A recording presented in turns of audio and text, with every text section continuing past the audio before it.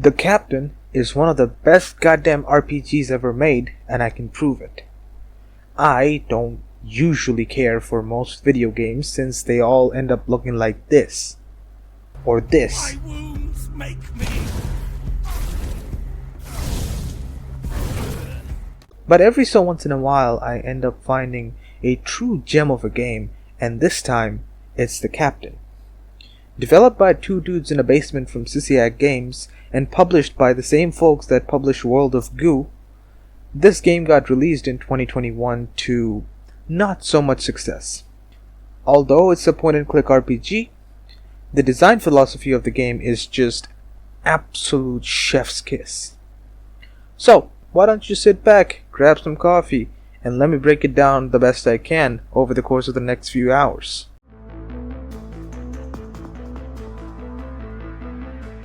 Premise. Humans discovered aliens, lots of them, set up trade routes. Alien Federation got paranoid over Human Federation, so they designed a big laser that blows up the entire sun. In response to that, 5 guys locked in a basement in Utah designed the anti-sun blaster that only takes a power supply as big as the Corsair AX1600i, and to keep it all hush-hush they use Epstein's Epsilon space station for production. Your job is a very simple one. Transport the fuel cells from Epsilon station to the Utah basement. Only one problem though. You have a loving family.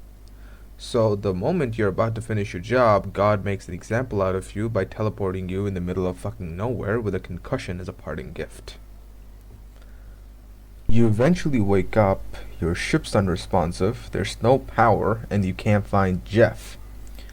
Leaving the cockpit, we're greeted with the entire spaceship's layout, a 3-floor structure, but right now you can only access the middle one. Left to right, you have a security door, the elevator, the lab, the dining room, and a Roomba station. The dining room has a crowbar on one of the tables, and let me be clear on one thing. If you ever play a point-and-click game, pick up everything.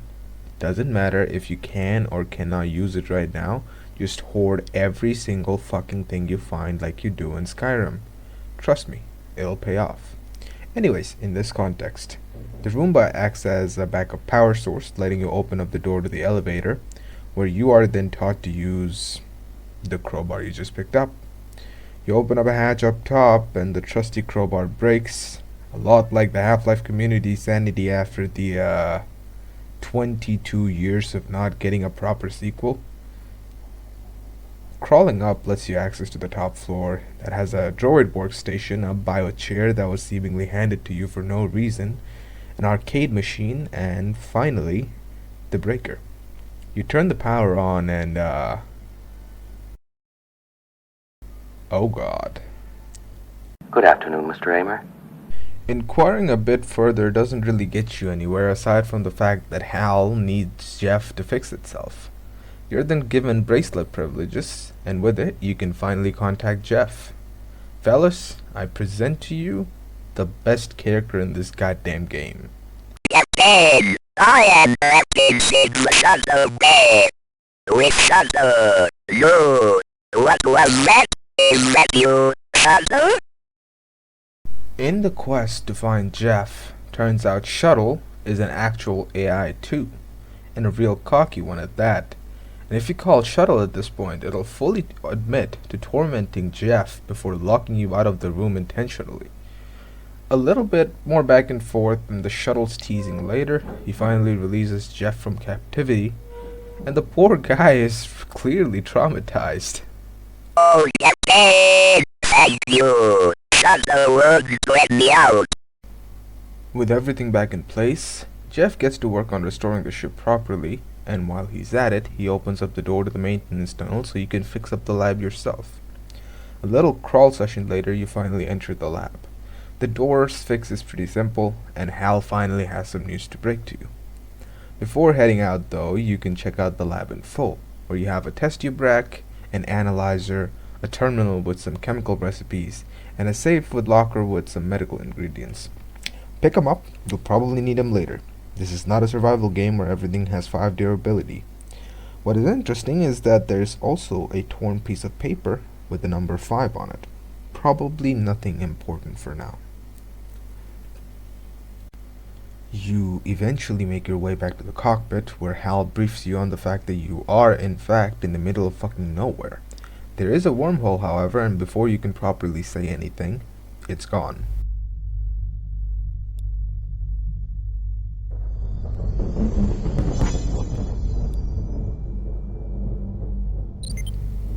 The true tragedy is in the information that all the fuel cells you had are now scattered across multiple points of interest, and you need at least one to make the anti-sun blaster work.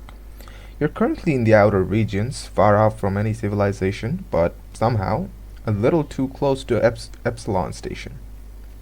The fuel cell signals track back to Desert Planet, Soma, and Creon crystals, all of them in the path of your journey anyway. They're not the only locations, but right now the four major locations are Desert Planet, Soma, Creon Crystal, and Epsilon Station, obviously. You discuss with Hal about any other options, and of course, being that it's a computation model and doesn't have any creative thought, he gives you none. So, for now, you're pretty much on your own. All said and done though, that's the end of the opening scene, and we get the single best mechanic in this game.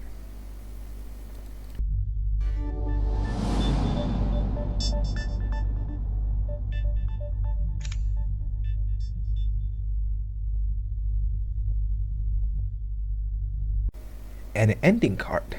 I can't emphasize how much I love this mechanic, as it directly ties into the inherent replayability of the game. In fact, if you check the menu, there's a good few ending card slots waiting to be filled up. All in all, the intro act does a very good job at explaining the controls and setting the expectation for the game itself. Glazing aside, we got bigger fish to fry.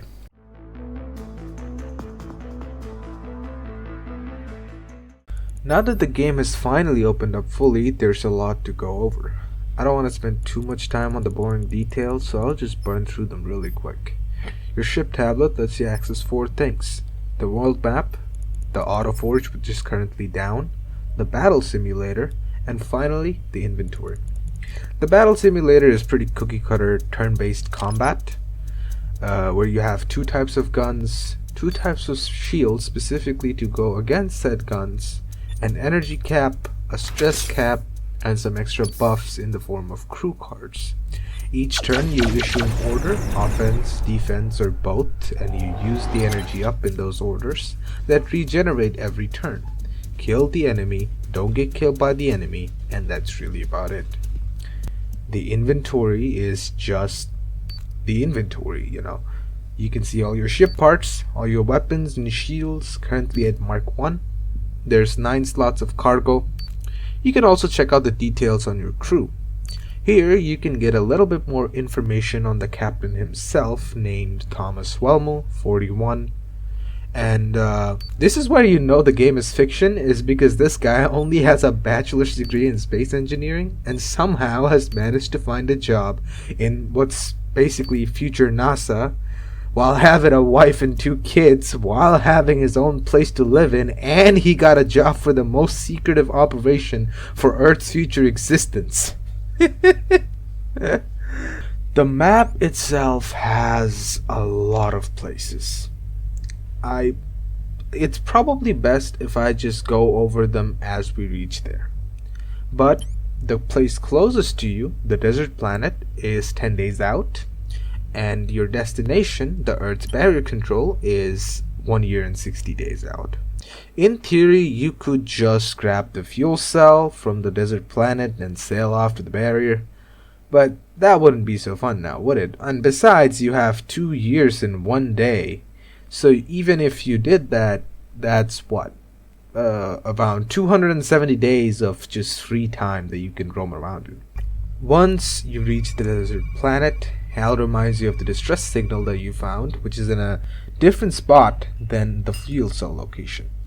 It doesn't really matter what you do first, or if you do them at all, since the open nature of the game and all.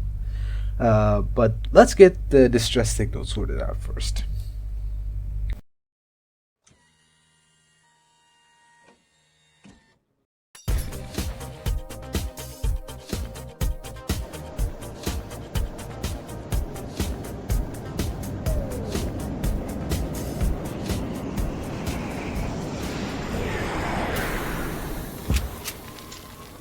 You land on the planet, and your power coupling falls out the moment you do so. Hal, probably designed by Twink Sales Oil salesman, whatever the fuck his name is, the ChatGPT guy, just starts throwing out ChatGPT level responses. And solid back and forth later, it's obvious that the power coupling needs a couple more parts to be functional again.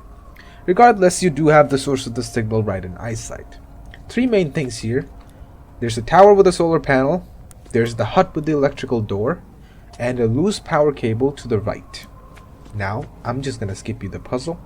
You take the power cable, plug it into the tower's ladder system to make it come down, climb up the ladder, lift up the solar panel, tie it with the second power cable that's already there, take the power cable out of the ladder and into the door, and now you can go inside. Inside seems to be a meat locker, kit bashed with a heart rate monitor and turned into an effective cryo chamber, with a man sleeping inside of it. A note is sticking out the end of it, with a computer on one side of the chamber, and a drawer underneath the computer. Reading the note, it details a bit on the man's life, how he got here, and a request at the end. Do not wake him up if it has been more than 50 years since his sleep. Judging by his clothes, he's also Space Fleet, but the captain remarks that it's an older model. If you check the computer with the code at the end of the note, it's glaringly obvious. It's been about 1,000 years since this man has gone under. There's messages from his wife, his son, his colleagues, all gradually getting more and more hopeless, obviously, since they couldn't find him years after he was missing. And for obvious reasons, they're all dead now. The inherent gravity of the situation aside, you have two choices to make here. You can't really respect the man's wishes and just let him rot in the cryo chamber forever, because one of the core parts in repairing the power coupler is sitting inside that chamber.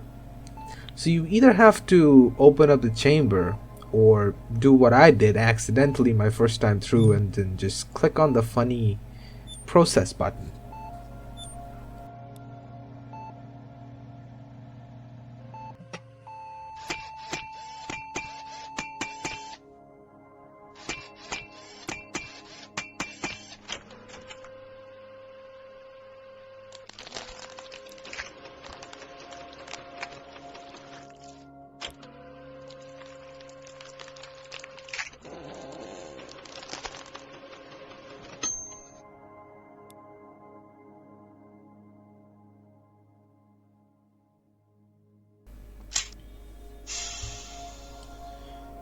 Now you can get the funny little part to fix up your coupling and a nice little meat package to go along with it.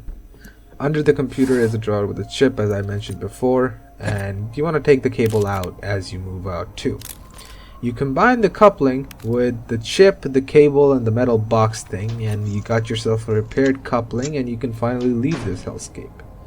In this instance, you unlock the alone ending, the first of 3.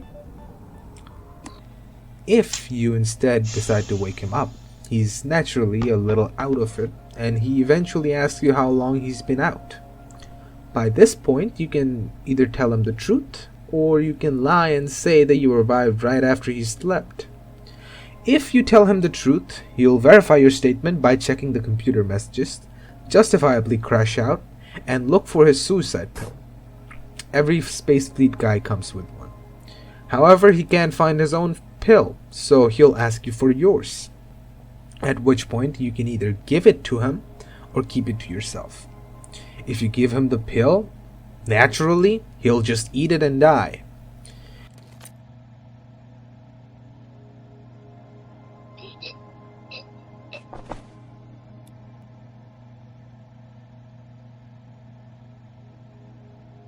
But if you keep it, he'll have a total mental breakdown and tell you to leave him alone.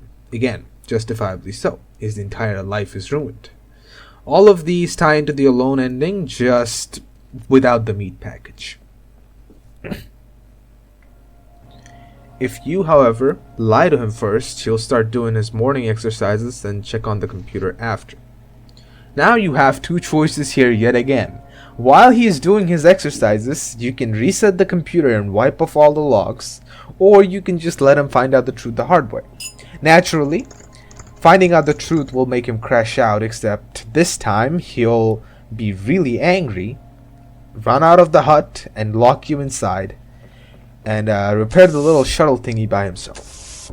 Funnily enough, ChatGPT Hal just lets the dude assume command and lets him get on the ship without any hitches because he just declares himself the new captain.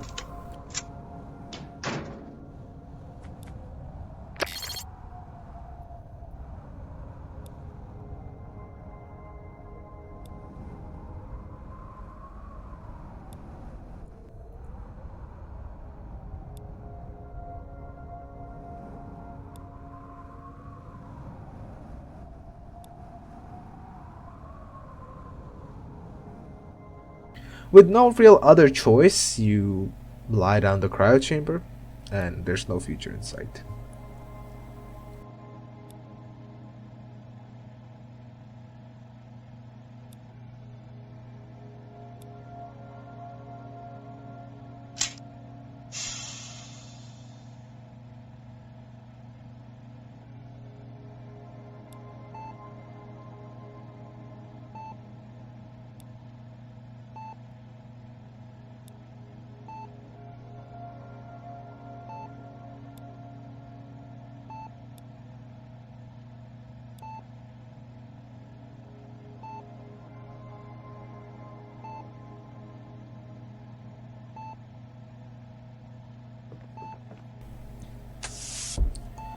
The dude eventually does come back, looking really much older now, and wakes you up. According to him, it's been 60 years since he left you, and now that he has found you, he apologizes and asks for you to come back with him. The mission has failed, the Earth is gone, and your life is gone, but, at least you have yourself. Except a little problem. Space Fleet didn't hire you to be a dumbass. So, you immediately call out his bullshit because the ship needs an activation code every week, generated in your bracelet specifically.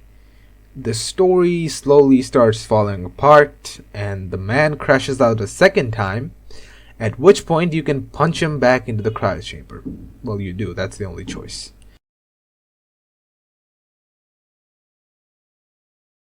Turns out only 2 weeks have passed, really, and the ship wouldn't take off without the code. Sadly, you can't chop him up into a meat package in this chain of events, but when you return to the ship, it turns out that the man had kitted out your ship with a much better engine, increasing your speed to 8 from an initial 5. This also gives you the frozen ending. Now, whether or not spending 14 days for a single engine upgrade is worth it to you, we still have one last plot to go over. If you lie to the man at first, and then wipe the computer when he's doing his morning stretches, you can successfully recruit him into your ship. And you unlock the Friends ending.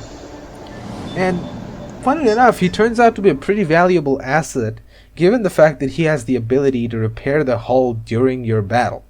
This, in my opinion, is probably the best outcome you could have from this encounter. At least the most beneficial one without spending a lot of time. There is, though, a few more sub routes of this encounter with different interactions, but I think I've covered way too much for the first side quest in the first planet of the game. Let's just move on to the main quest.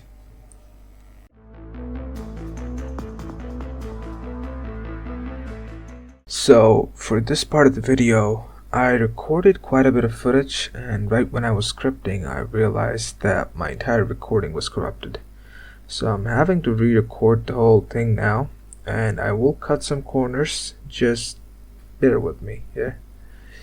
Once you land on the fuel cell's location, you gotta slide down this hill, which is really funny, and after a bit of a back and forth with Hal, you find the fuel cells right there. You pick it up, and right underneath it is a crater impact, obviously. You can now dig up the crater to find a hatch, and when you go down, you'll find a platform with a blue button to the left, a red button to the right, each corresponding to a certain hieroglyphic text up top. Whatever you press, either a blue or a red light will flash, and you'll be transported back up to the surface. The captain does remark that he can't understand the text, and as such he can't figure out what they mean. But Hal notes that the little time that the button was active in, the ship picked up a strange signal for a couple of seconds. Regardless, you can now head back to the hill, push a boulder off to make a climbing spot, and just fly back into the ship. Or you can just keep sliding up and down, it's fine. After you get back, this will unlock the only a fuel cell ending. Just a blue or a red variant, depending on which button you pressed. The third one is a mystery right now, but I don't think we have the equipment to check it out anyway. Regardless, the captain comes back to the ship, slots in the fuel cell, and we're ready to head out. After this point, I moved on to the hostile area close by, fought the 5 enemy teams till I won, at which point the boss of the sector appeared, gave me some empty threats, and I killed him. Little point to note, each victory will net you one of the 3 rewards, and in this instance, one of the 2 rewards. If you check the trade terminal, it'll give you the most of the information that you need. There's no real bad choice in the 3 options that you'll typically get. The energy cells that you might want are amazing for survival and are worth $50 per metal if you want to buy it. Precious metals are worth $10 each, and it also increases more as you pass each station, but you need money to buy the most crucial ship upgrades anyway. And construction metals cannot be bought, but they are required for the first ship upgrades from V1 to V2. For the boss fight, I picked the 35 precious metals, since the E-capsule converter is worth $300 and also doesn't really give me the utility that I want right now. After that, I moved over to the local space Walmart, sold all my precious metals, and bought the speed upgrade. This effectively doubles our speed, pretty much cutting down the travel time to Earth's barrier down to 205 days. With this being day 40, we've successfully bought us around 485 days of time to just fuck around and find out. Pretty cool. The next stop is the frozen planet Field 624. Once you reach there, Hal signals that there is a singular trace of life within the planet, and even that is in a very remote location. Trying to contact it shows that it's AAE, or Advanced Artificial Evolution owned planetary base, and currently in lockdown. Of course, you decide to check it out, and you are met with a giant research station in the middle of a snowy mountain. You enter the facility to find out that it's pretty much entirely powered down and there's no security. You power it up and you check the terminal that gives you a map of the place and a control panel for the elevators. You can go down to floor 1. I'll call it floor 1. You can see claw marks to the right of the room. To the left is another power lever that lets you properly explore the floor, and the first door leads you to the office of someone called Dr. Cake. There's a coffee mug with 3 tokens for some vending machine. There's also a locker, but you don't have the code for that yet. On the shelf, there's 3 case files on 3 different scientists: Dr. Lynn Cake, Dr. Hershey, and Dr. Fran Drum. The office right next to this room belongs to Dr. Drum. If you decide to raid Dr. Drum's office next, you'll find that there's some interesting things scattered around the room. Let's just address the elephant in the room first. The skeleton and the brain jar. They both belong to this person called Dante Drum, which we can only imagine that It's the husband of Dr. Franz Drum. If you check the lab reports in her file drawer, a lot of things become very clear. Basically, there's some internal power struggles happening with Fran and the rest of the scientists, with her growing more and more unhinged by the day, kicking major researchers like Dr. Hershey off her team and fully taking over a separate area called Area 52, as we know from the layout, which is in the absolute bottom floor, for her personal mission. There's also this contraption that she calls Broid, as seen in the rightmost Broid chamber in the room, and she seems a little too ecstatic about that project. Eventually, you'll find out that Dr. Hershey has been Broided.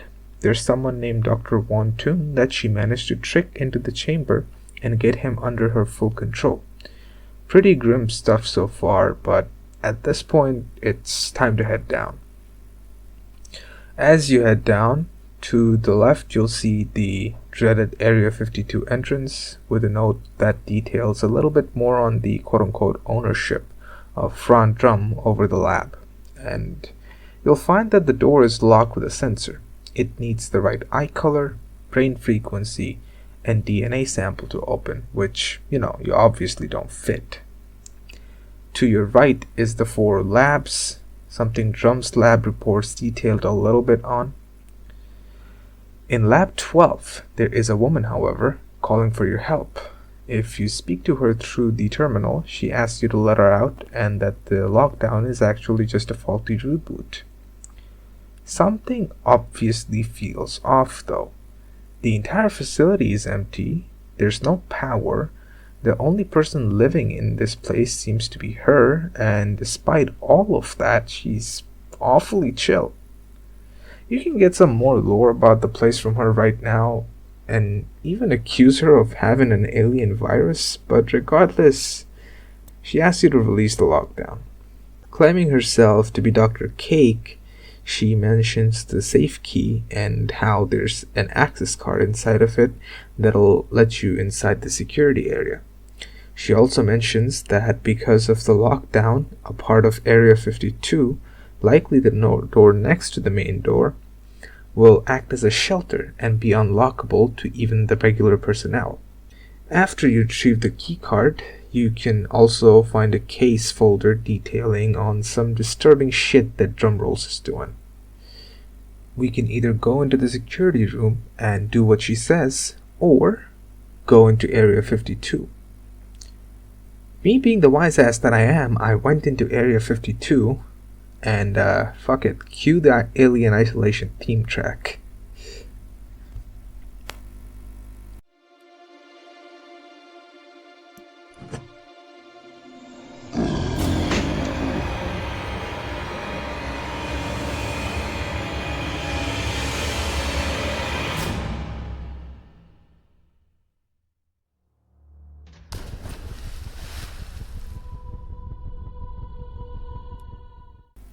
You've somehow survived. There's no radio communication down here. You can't reach the shuttle. But there's just a door for the elevator, a busted terminal, and a door control to the side. The access token you had is also gone, but that's not important. You can click the door control, which reveals a large array of cryo chambers.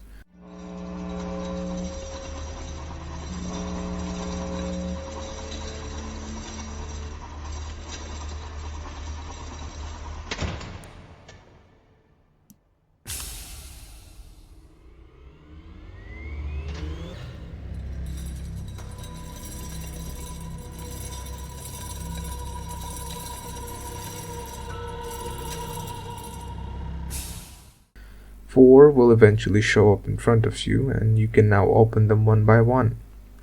Chamber 25 has a dead body. Chamber 24 has a dude named Prod Wantoon, same one that Drum talked about. And his story checks out along with the Drum story. It seems like he had no idea how he got here or what part of this facility even is, but you already know that. Chamber 23 has an alien named Umix. All I can tell you about him is that he talks really slow and he has telepathy, and that's really about it. But it looks kinda cool, so that's that. Either way, Prod helps you get back up to the lab floor, and you can try to lead him back to the lady that was stuck, but she's not in Lab 12 anymore. 3 of you make your way back up to the absolute top floor, at which point you realize that the door control is blocked by a large wreckage, too big for humans. There is a unit loader nearby though, but that's busted. You need some oil and a power supply to fix the thing, and both of them are back in the lab. With the knowledge of the large bastard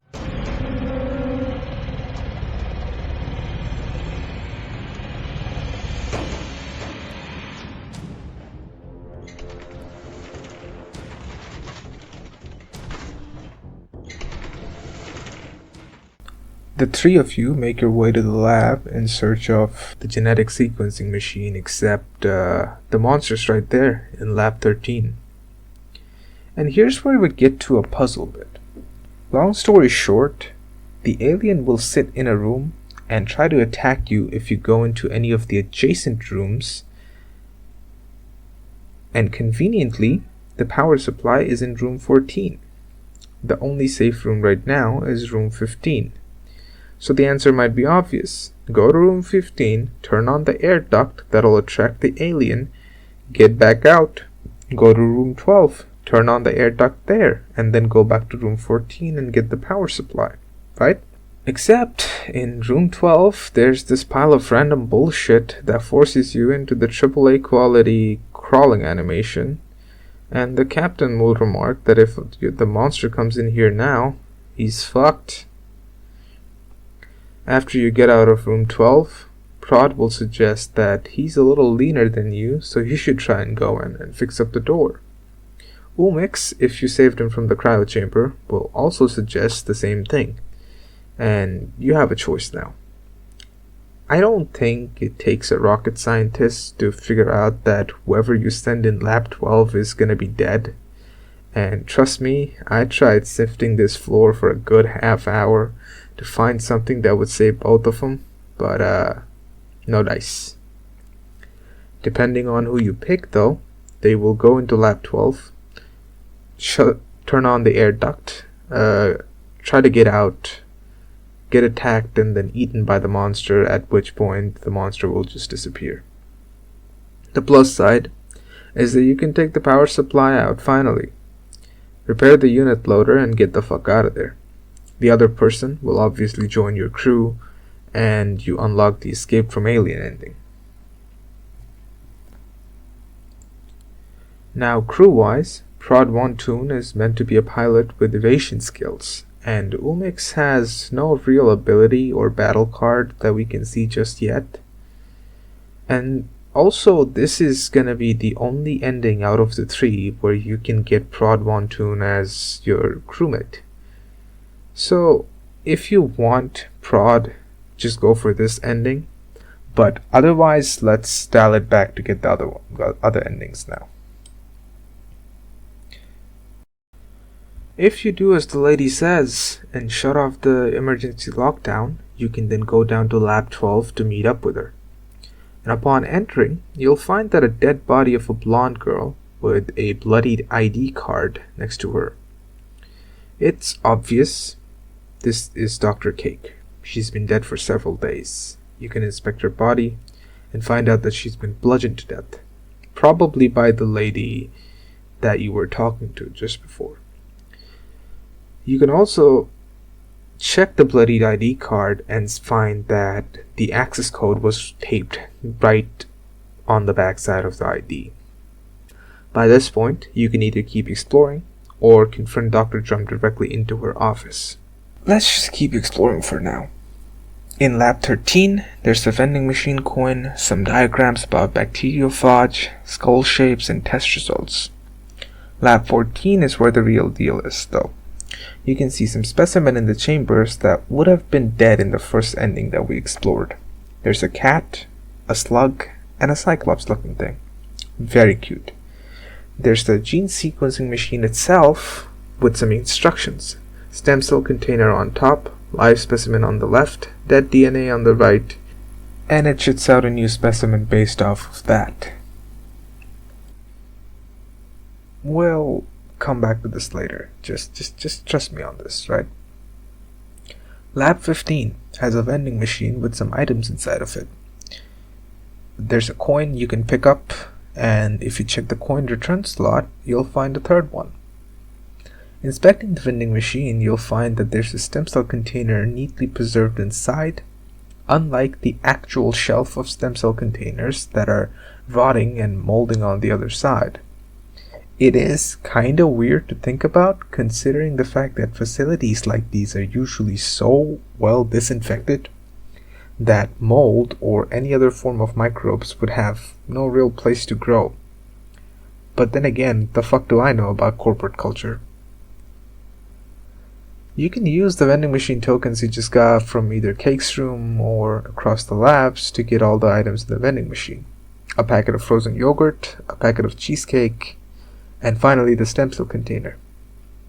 This is probably a good point to confront Dr. Drum, so you can head straight up to her office from there. If you decide to confront Dr. Drum, she'll just straight up start gaslighting you and talk about how you're supposed to be assassinated. Some bullshit like that.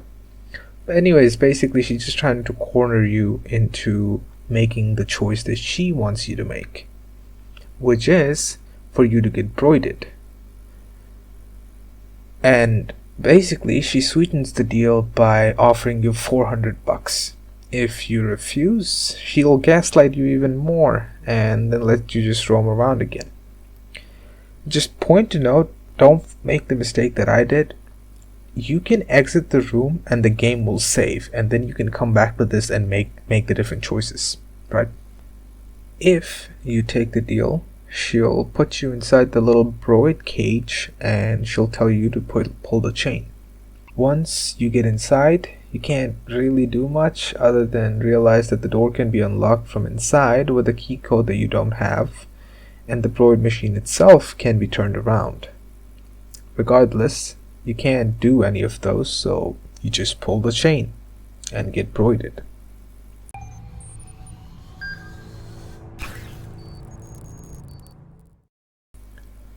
You wake up after 4 days, $400 heavier, in a completely empty space, with no recollection of what happened. If you try to recall, you'll remember something completely random.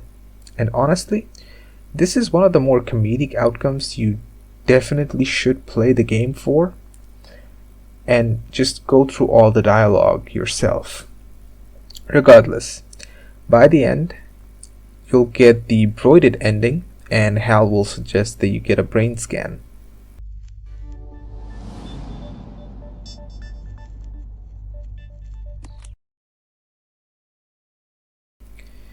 The brain scan will reveal a cluster of nanobots trickling around that can completely rewire your neural sensors. It kind of goes in line with the theory that we had, or rather the evidence that we had, about her being a mind control machine, her making a mind control machine basically. Naturally, you want them out of your head. Without giving you an anesthetic, Hal just fucking rips them out of your head. And it almost kills you too if Hal didn't reboot you in the process. After a while, you recover and eventually get the nanobots ending. This is arguably the most profitable ending, since dissolving the nanobots lets you access to dromium, which, if you check the codex, is said to be a highly expensive item. I mean, hell, it is a highly expensive item considering the fact that buying a dromium costs $300. Alternatively, if you choose to ignore all that bullshit that she's talking, you can take her hairbrush, which seems to have strands of black hair in it. Now remember that funny scanner we saw back in the Area 52 door? Remember how Dr. Drum was holding it hostage? It makes sense that the scanner will only take her eye color, brain frequency, and her DNA signature to open, right? You have all the pieces in place already, so all you need to do is head to lab 14, put a specimen with the DNA sample, and bam! Now, there's a lot of things that you can do with the samples that you have, the specimens that you have, and given the fact that you have Dr. Cake's bloodied ID card and you have the hairbrush, but the correct answer, I'm just going to give it right now, is to combine the slug with the hairbrush. This will give you the octopus with deep blue eyes that you'll need to open the scanner. But just for fun's sake, let's talk about the other ones. If you combine the cat or the cyclops looking thing with the hairbrush, you'll get a cat and a lizard. And if you combine the cat, the slug, or the cyclops with Dr. Cake's ID instead, you'll get a snail, a snake, and a teddy bear respectively. The only failing of this game is that you can't take these fuckers back with you into the ship. Anywho, you can now use the octopus on the scanner, rescue Umix and Prod just like before, and then take them back to Lab 12, where it turns out that Lynn Cake and Prod were lovers. Prod gives you the key to the utility closet and stays back to grieve, while Umix will now stay back to keep watch on Prod, I guess. When you get up top, the elevator breaks down completely, but you can now unlock the final door, aka the closet. You'll find the broid nozzle there, and at this point, you can take the deal officially, fiddle around with the nozzle till you have this specific combination, and then turn the broid. You'll pull the chain, and of course, you're unharmed. But Dr. Drum needs to verify the mind control either way, so she'll make you stand on the little dotted platforms one by one. The final one letting you see the access code to the broid door. Now, you can fail the test intentionally, and she'll reset the whole thing, ask you to go back in. As she leaves the room, you can unlock the door, head over to the control panel, and set a 10-second delay. Head back into the chamber and pull the chain. She'll come back inside the room after 3 seconds and get broided herself. You can get a little bit more information out of her, try to prank her and all that bullshit, which none of this gives you new information per se, just more dialogue. Again, try it out for yourself if you want. You can now discuss with Prod about exposing this research to the AAE, and at that point you realize that you're not supposed to be there. So you and Prod get to work together to remove all the traces of you ever existing there, and you finally say your goodbyes. Umix mentions that he wants to go home. And of course you want to take him with you, man. Why the fuck would you not? Prod finally says that he unlocked the storage unit outside and anything there is yours. Ladies and gentlemen, I present to you my favorite ending of this fucking planet. The I got 2 fucking nukes ending. You still need to make the nuke module though, if you want to shoot it. Which is gonna cost you a dromium and an energy capsule. Not that expensive, not that important right now. Let's just keep moving on.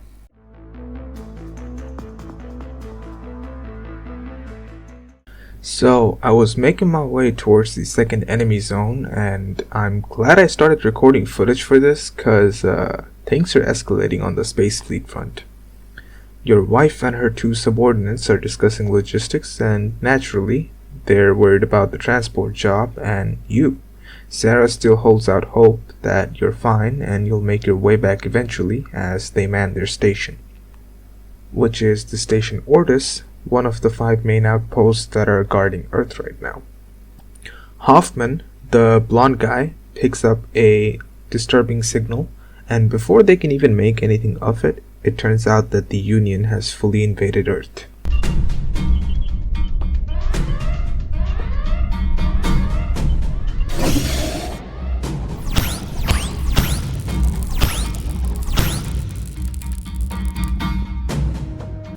Of course, it's virtually impossible to get through the outpost barriers with just regular weaponry, so they instead have resorted to some completely unknown energy beam technology to drain all the power from the shields instead.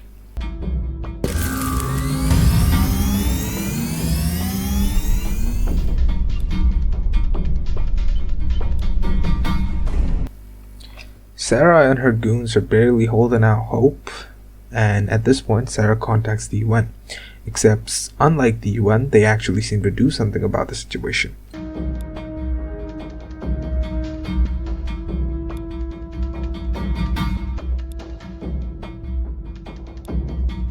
Within hours, it seems all the 5 outposts have been seized, and Space Fleet has also issued distress signals across any and all recipients within the galaxy, pretty much, for the blueprint for a disruptor. Of course, you receive a signal of this too, and Hal briefs you about the situation a little bit more. The raiders have been using this secret offshoot space gate that was used for smuggling way back in the day that the Space Fleet never shut down properly. So, pretty much, you have 2 choices right now. Either go through the barrier and fight your way through all the hellscape of enemies that are there, or you could take the slinky way out and go through the smuggling line, except they are asking for 3 star fragments for any ship that wants to pass through their barrier. Neither option is convenient. There's also the realization now that you'll have to save each outpost separately if you can, and for each of those you'll potentially need a disruptor. Each disruptor costs a star fragment and a dromium container. Now, if we were to solely go off of the money value alone, that's $3,000 worth of equipment that you'll need solely for the outposts. Luckily, and ironically, saving the outpost is optional. And unluckily, you no longer have the time that you thought you did to fuck around.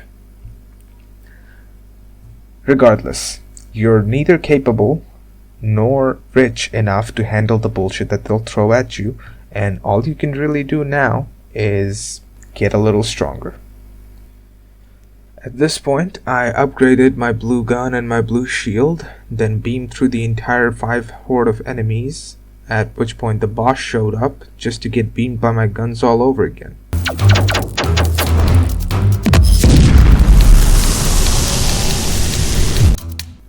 Mr. Octopussy will give you a choice between 40 shekels and a gamma gun.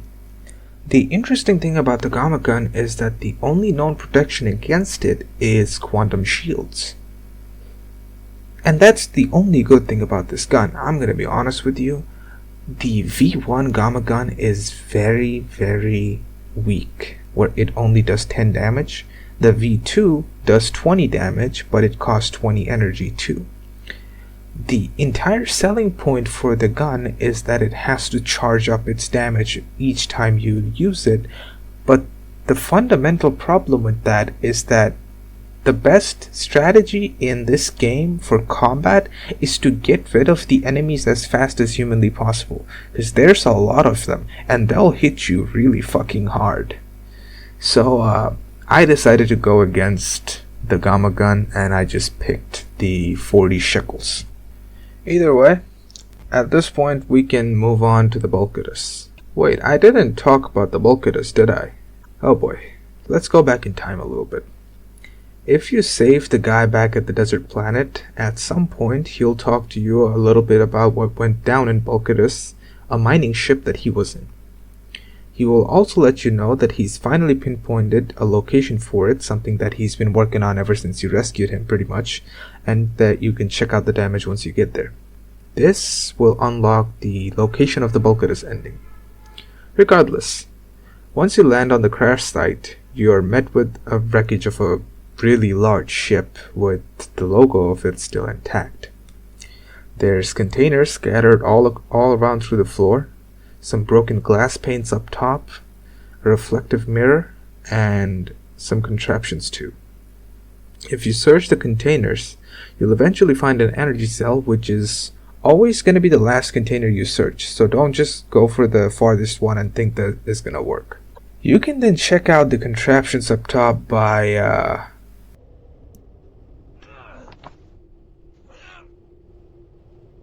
holy fuck, this guy can jump, man. For a 41-year-old guy with a gray hair, this dude is athletic as hell. Might even be superhuman at this point if you consider the fact that this fucker just fell down like a 3-story building and he still survived. Each of these contraptions will reveal a low energy mining laser that are very conveniently pointed towards the glass panels up top. You can fuck around with them a little bit, and also the reflective mirror at the bottom, and eventually check out the power cables at the left side of the ship that'll turn them on. The first button in the switch is between targeting mode blue or mining mode red. Each of the mining lasers have their own switches respectively, and I think the puzzle is obvious here. You need to use each of these lasers to mine the other laser at the same time. You can flick both of these on while in blue mode and you'll be perfectly fine to check where the lasers go, fiddle around with the glass panes in the reflective mirror till they both get targeted, and flick the red switch.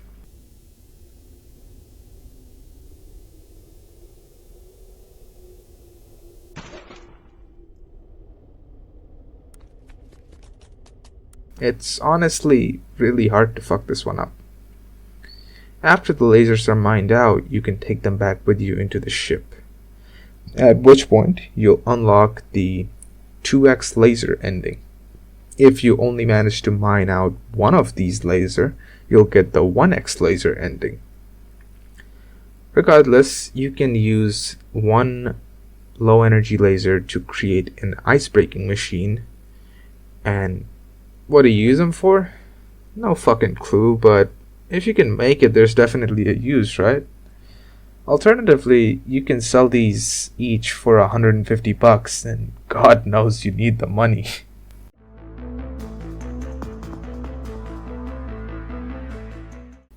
Oh right, I also forgot. You can check up on Jeff, shuttle in the likes in between your missions, so definitely do that. I can't cover every dialogue variant of every interaction because this shit takes way too much time, and I also want you guys to experience it for yourself, honestly. But while we're on the topic of downtime, I also found out a third use for low energy mining lasers, upgrading your blue lasers from a V2 to a V3. It's gonna need both of your lasers, but the alternative is using a star fragment. Definitely recommend this one, to be honest. I found a secret fourth use of the mining lasers. These are the only resources that you can craft and then dismantle and craft all over again. And each time you do so, you create a new save point. It's a real scuffed way of manual saves, but the game doesn't give you one normally, so you might as well. By this point, I started moving over to the Creon Crystal, one of the two other fuel cell locations, and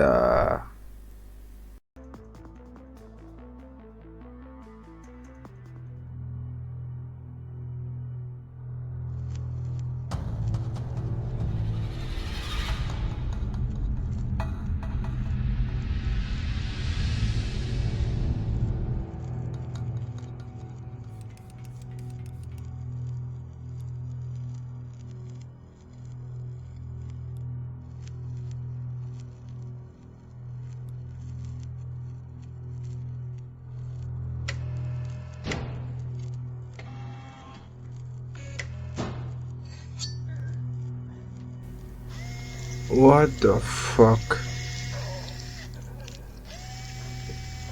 What the fuck is even happening, man? What in the fucking werewolf dark romance bullshit is this?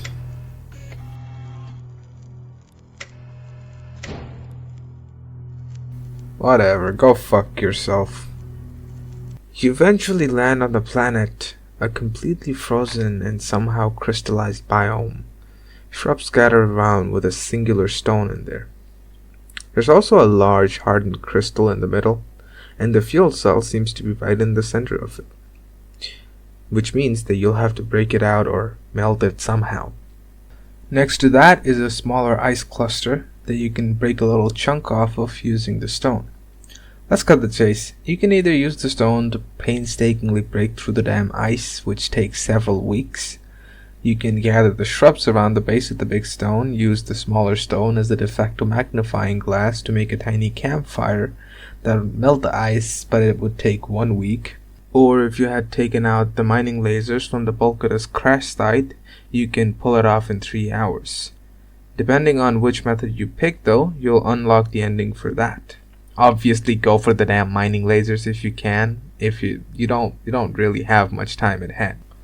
I moved on to the Burkus trade first at this point, where some dude asked me to pay him taxes, so I domed him out of existence.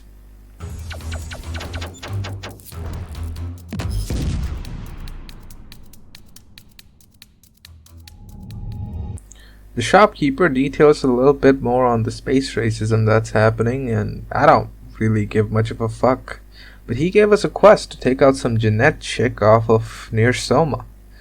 I bought some countermeasures, some counter rockets, and headed off to Soma instead. As you arrive, Hal will mention that this is a fully built civilization with advanced technology, except no one's here anymore. This information is backed up by the contact terminal that states that everyone living in it beforehand has left the planet completely.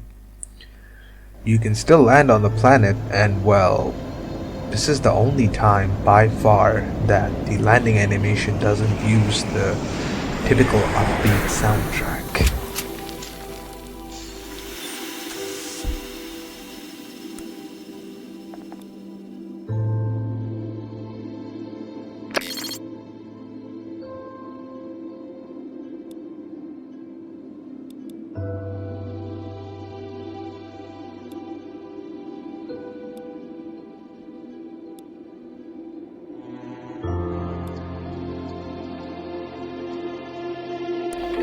You can check the alien thingamabob at the right side, which turns out to be a weather station.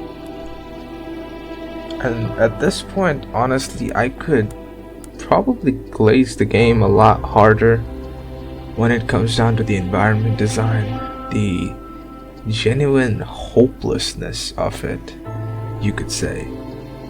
But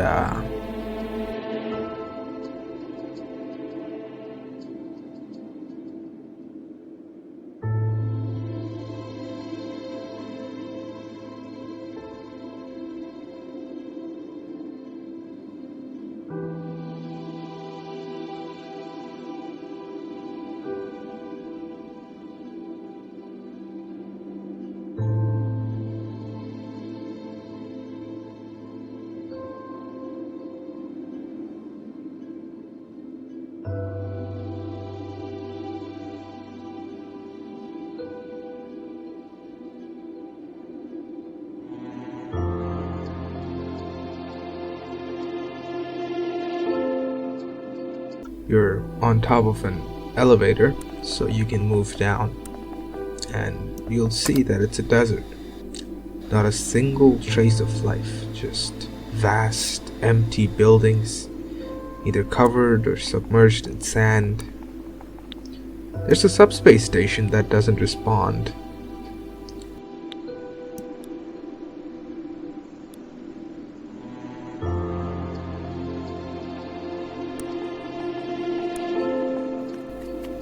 As you move forward, you'll see a truck, and seemingly it's covered with some weird substance.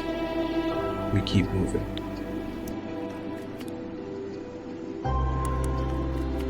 Eventually, you'll come across this ventilation area that's completely disabled, with a crater right in front of the fence. There's a droid, broken off to the side.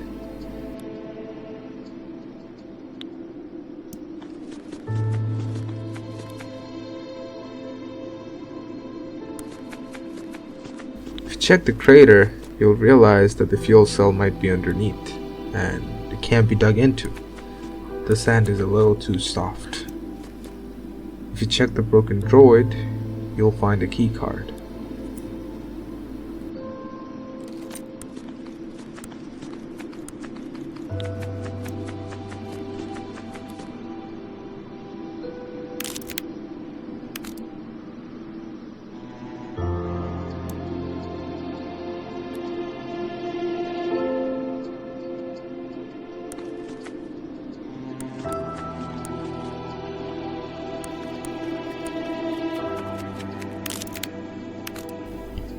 The key card opens access to the truck, and inside of it, you'll find the disabled droid next to a charging port. In its hand is a multi-tool, but he's gripped onto it a little bit too tightly.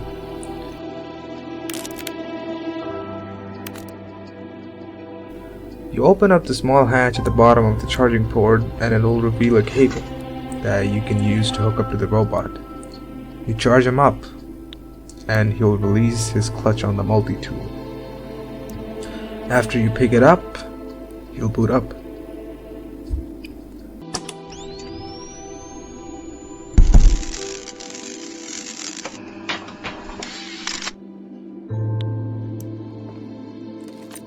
Reboot startup sequence. Go.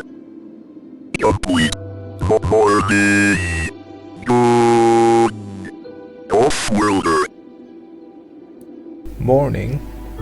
It's well after lunch by now. Time frame recalculation in progress after moon established 32 years past since last activation date. What or who are you? IMS-TRAW.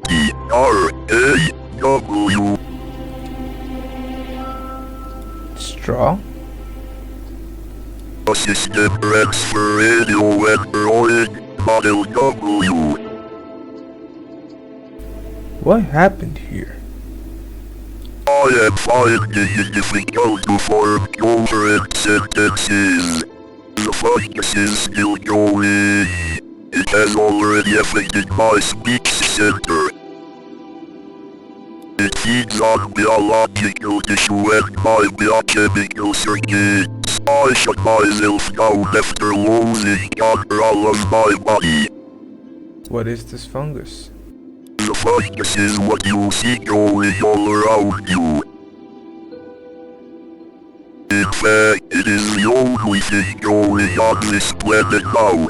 It started beneath the ground and fed on organic tissue, consuming everything in its way. May I ask you something? You just did, but sure, go ahead. Who are you? I am Thomas Wellmoot. I am trying to get back home and landed here to retrieve a lost fuel cell.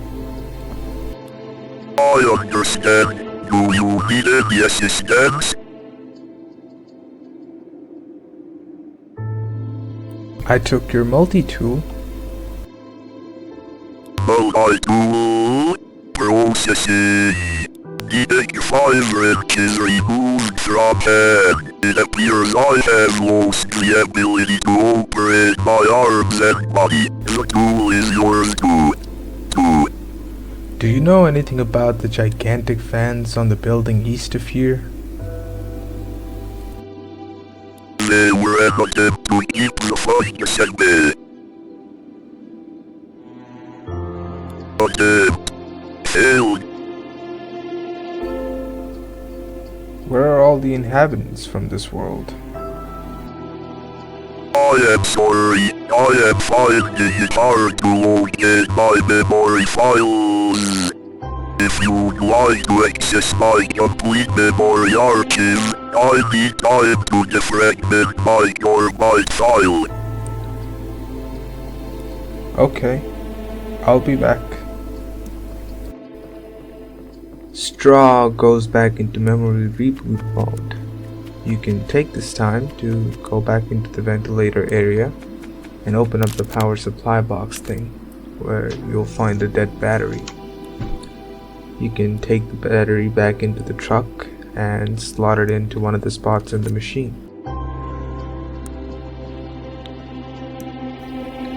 Hooking the cable up to the battery now, you can charge it again. And Straw speaks.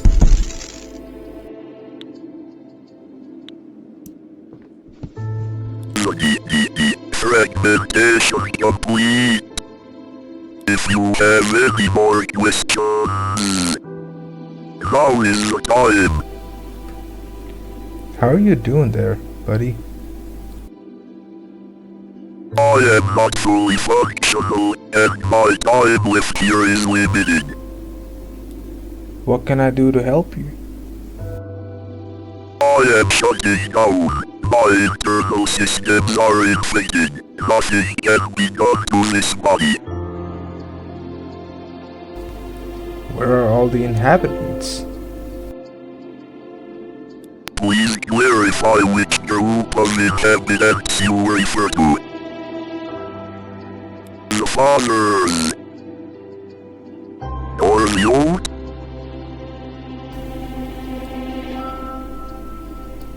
The fathers? The oath? What are you talking about? The fathers were the indigenous biological species on the planet. They lived and flourished here millions.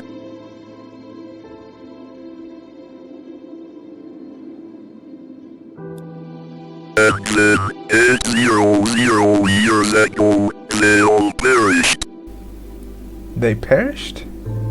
What happened? There is no complete record of how this event occurred, but a sickness started to spread in the form of the fungus. The fungus infected the fathers and damaged their DNA, and completely disabled their reproductive system.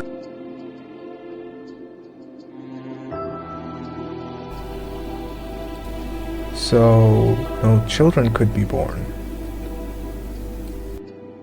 Correct. Why didn't they leave the planet in search of a cure? This was a pre-space civilization.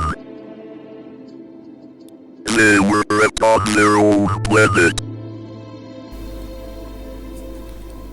Couldn't they eradicate the fungus?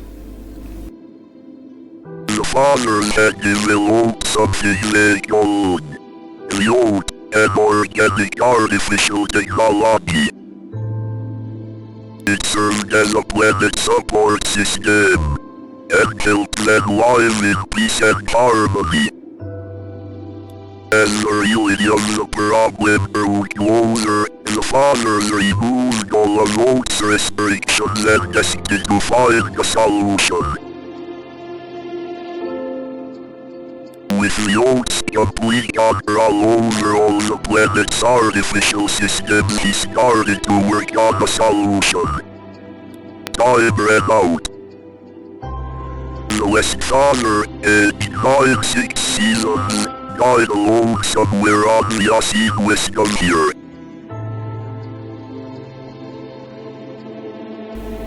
That's so sad. An entire civilization gone.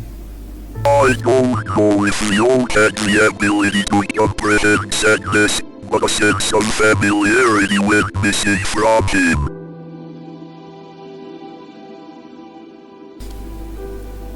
Are you the oath?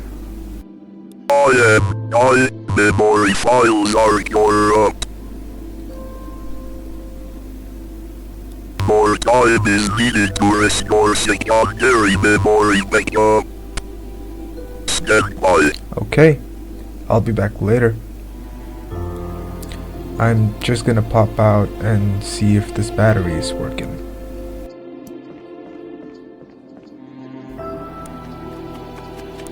You can now take the battery back to the power supply box and power up the ventilator.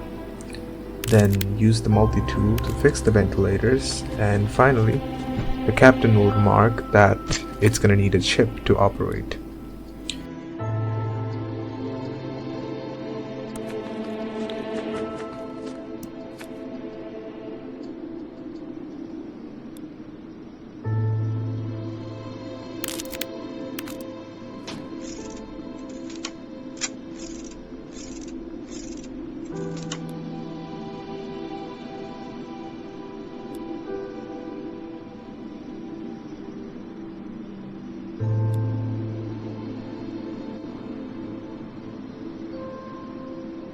You go back to the robot yet again, and now you have your final conversation here.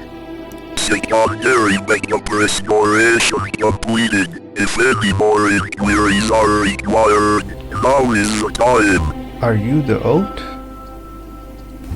Yes and no. I am part of it, at least. While the fathers were still alive, the oat was still confined to the digital world. Inserting boards and power lines and pure AI. Even though Mr. Oat still was an infant, he still filled a purpose and had a clear goal as a caretaker for the fathers. But with the death of the last father, the Oat lost his purpose and point of existence. For the first time, the Oat had to motivate himself. What motivated the oat? Survival. Well, what happened to the oat then? Well, after the fathers had perished, we thought the fungus had become dormant. Even though we were dependent on biological circuits in our world, we never considered the fungus a threat to us. We never thought it could penetrate our sophisticated circuit shields. We were so wrong. Our biological circuits started to get infected. And everything began to shut down. So, you're the last one? No. Your oat was well prepared for any kind of emergency. Most of the oat fled this planet about 2 or 3 years ago. It was decided that some of us would stay behind and fight the fungus. We failed. I'm so sorry, Straw. I can still feel a purpose of being alive. And I have a chance to survive. If I can gain access to a subspace network, I can transfer the essence of me to your own again. How can I help you with this? First, you have to take the control chip out of my skull. Then, you have to bring it to the hub just outside of here. And... could you please hurry? I can feel my power ready. I am soon out of time.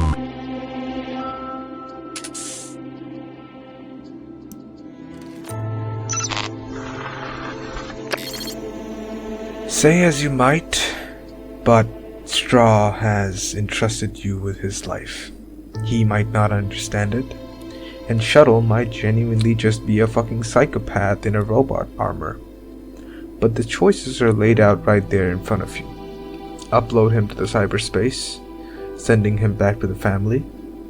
Use the chip in the ventilation room to blow out the sand and get a fuel cell in the process. Or do what the shuttle says. Keep it. For my canonical ending, I uploaded him to the cyberspace.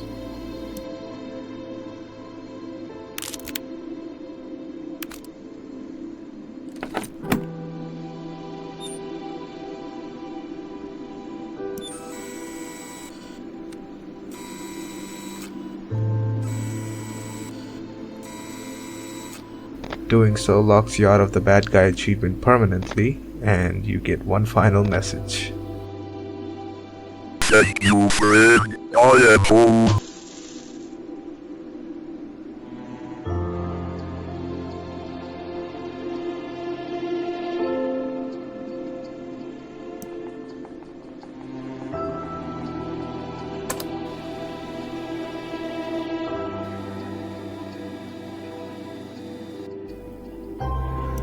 Heading back to the ship will give you the helping hands ending.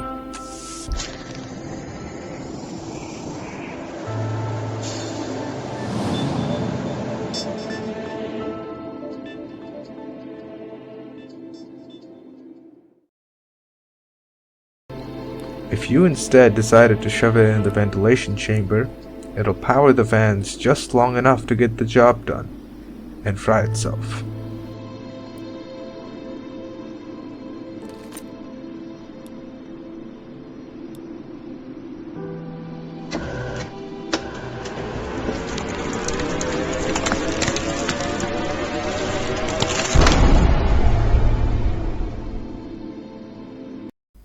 You get the fuel cell ending. If you take it back to the ship, you get the Finder's Keeper's ending, and you can dissolve that for a dromium container.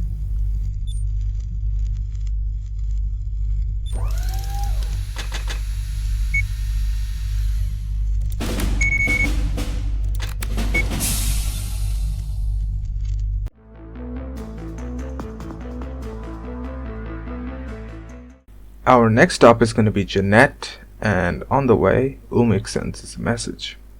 It's to meet him in his quarters. There, he finally sets up a telepathic connection to us and starts talking in a normal speed, and he details a little bit about his life. Eventually, he does say that he's been in contact with his own people, and they want to offer you the best meditation spot there is. Pretty wholesome overall, and you unlock the gift ending.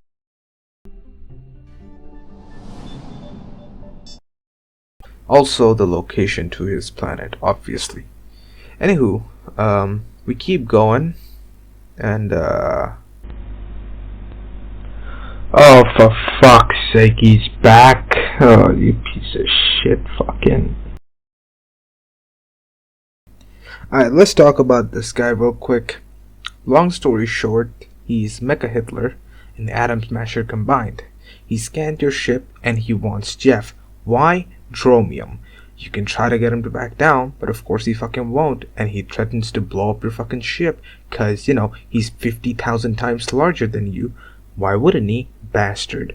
Anyways, no matter what dialogue option you pick in this case, he'll dock your ship anyway, and at that point, the captain will command Hal to go on alert mode. You exit the cockpit to meet Jeff, who's overheard everything. Captain, please don't let him take me. It's not here to let God take Melodium. I will die. I might have a plan. We could just give him my body. I could transfer my brain memories into a formatted neural network chip. You can then transfer me when you get home. The downside is that I will not function during the time downloaded on the chip, but the thing that is me will be live. Now, at this point, for whatever weird fucking reason, you can just sell him out. You can tell Jeff to go back to the go turn himself in, and he will do so for whatever fucking reason. And you'll get $80 as a means of an agreement, whatever the fuck. Anyways, I almost didn't want to go through this ending, but I kind of had to just for the sake of the video. I genuinely, this is not the canon ending. You will unlock the coward ending through this way.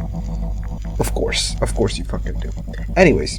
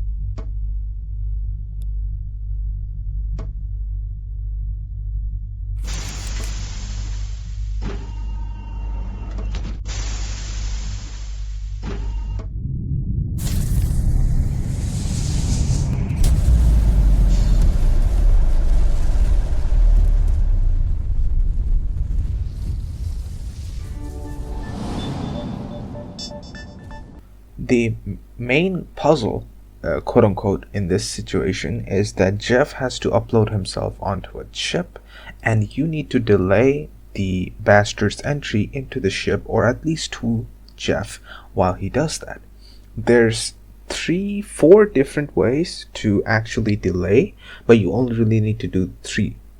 So I'm just gonna go through the easiest 3 to get done. But I'm just gonna say this beforehand: if you at any given point get caught before the delay or after the delay, or basically if the bastard catches Jeff before you, he's gonna take him away. You're not gonna get $80, and you're gonna unlock the lost him ending. Anyways, let's go back to the main thing. First things first, you want to go to the airlock down at the bottom floor and shut that off. That'll stop him from one bit. Then you're gonna go into the middle floor and get to the service droid and start cleaning the elevators. That'll delay them for the second time.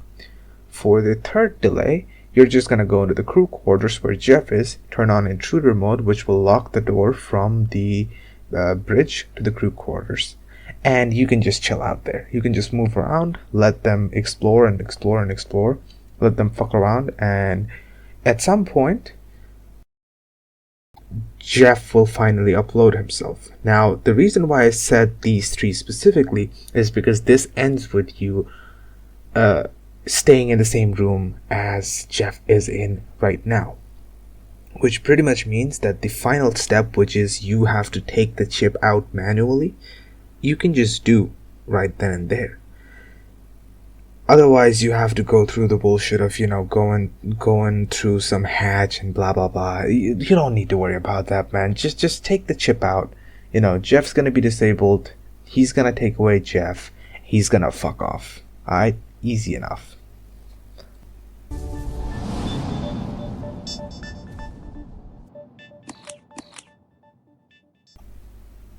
Alright, let's just go back to killing that bitch again.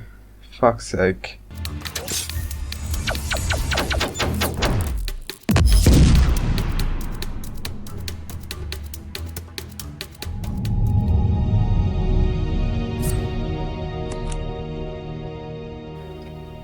With Jeanette now dead, we can move on to the Epsilon station and finally figure out for once and for all. Oh, for fuck's sake, he's here too. I fucking piece of shit, man. Let's sum the story up all over again. This dude's docked onto the Epsilon station and has his shields way the fuck up, which means that you can't enter the Epsilon station without being noticed. Hal recommends that you upload your consciousness into a robot inside of the station and take control from there. Why is he in Epsilon station? Don't fucking ask me. I don't give a shit. You kind of have to agree anyway, and you get your brain uploaded into a robot's head. I mean, quite literally, just a fucking head. You'll wake up in an assembly chamber stuck to a blank assembly board. There's a standard assembly line machine thingy in front of you, a power down droid to the right, and far off to the side, a cat. After some talking with the droid, you can start trying to assemble yourself, except there's only one problem. The machine doesn't have a chest piece for you.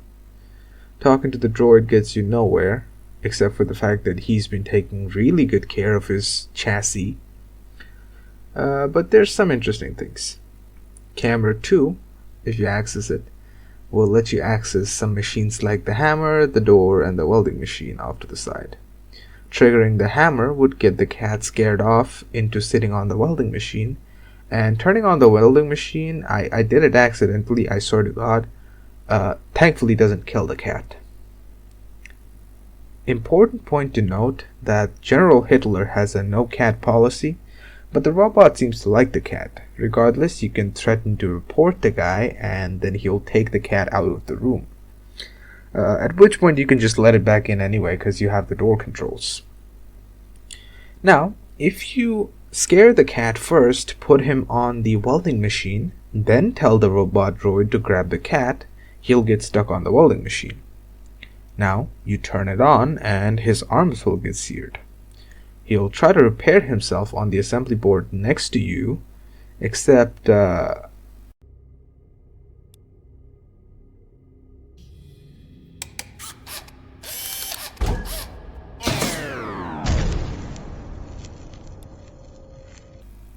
Rest in peace, Mr. Droid. I will never forget your name, not that I remember it in the first place. Anyways, you can take his chassis, assemble it for yourself, and then just get the fuck out of there.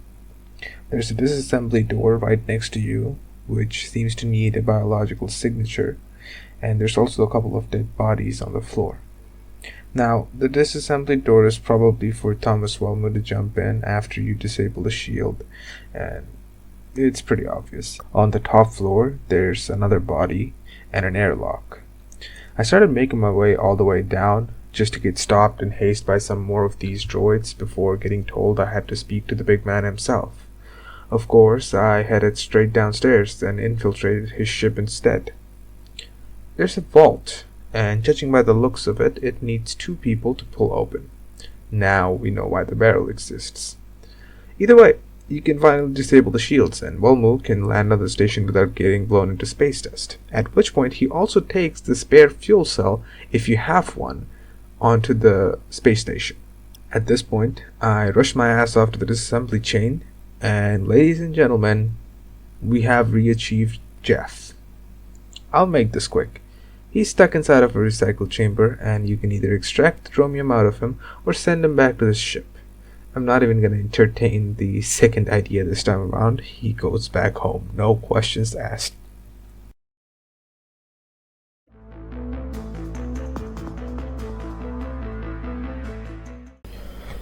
While we're at it, I want to brief you on the actual plan Hal laid out for us.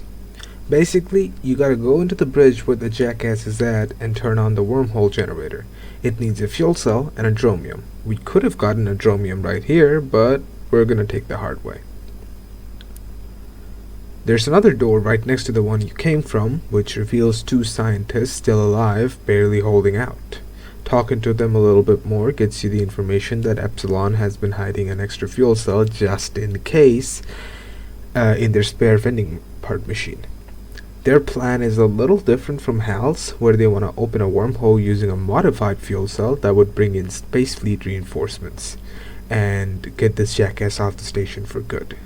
If you have a fuel cell already, they'll modify it for you and you can just go on with the plan. Either way, they will give you a key that you can use to open the machine's input thingy, but you can't really reach anything down there or see inside of it. This is where I had to fiddle around quite a little bit, but basically you gotta turn on the droid access from the disassembly chamber, get your droid self to stand in the beheading chamber, chop his head off and throw it in the vending machine.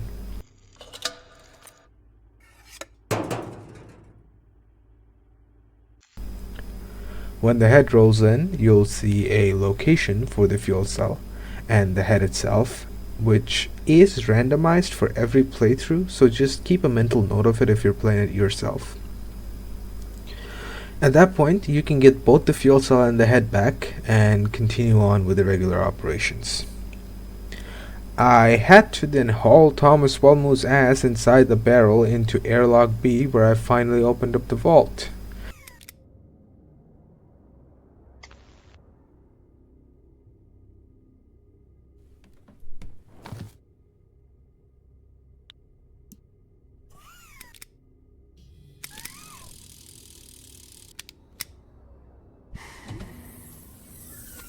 Inside, you'll see a blue robot head and a dromium container.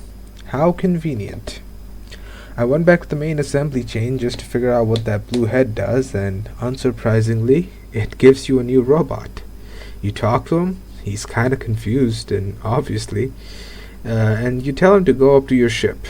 He will just now wait around. Going back to the airlock, I just disabled the drone for shits and giggles. Turns out it basically fits the big guy to get over to the airlock himself. I got caught intentionally just to see what happens, and he pretty much puts me in a trash bin to die.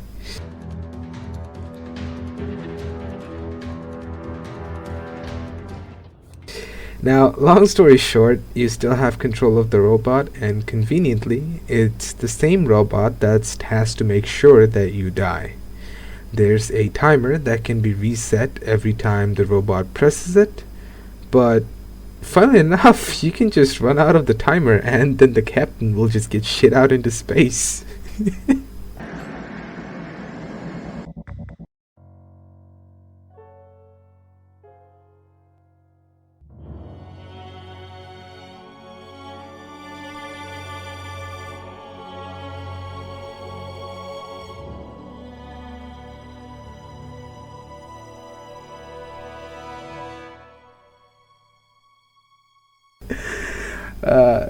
The other option is for you to keep resetting the timer on the machine while Thomas opens up this airtight container inside. There's 5 dead cats inside of that container. Boy, this guy just keeps outdoing himself over and over again and being the worst piece of shit. That is if you ignore the peacekeeping that Thomas Waltwood did like half an hour ago. Either way, you can seal yourself shut inside, and Hal will eventually pick you up.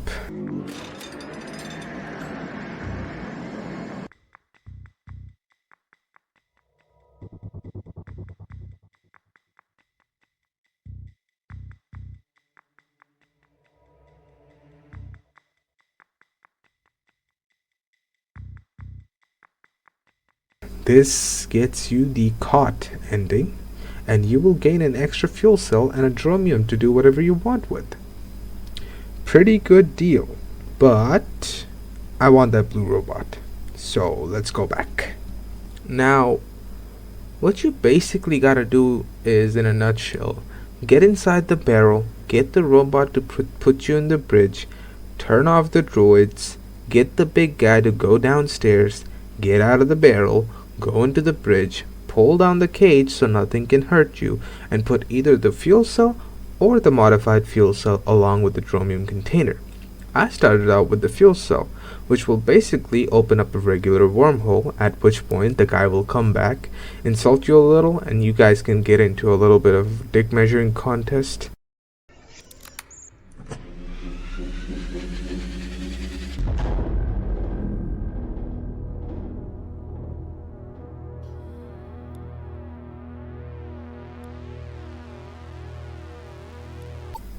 And eventually, if you piss him off hard enough, that will prompt him to stick a bomb to your ship's airlock, which is on the top floor, and brag about how it's magnetic and all that BS.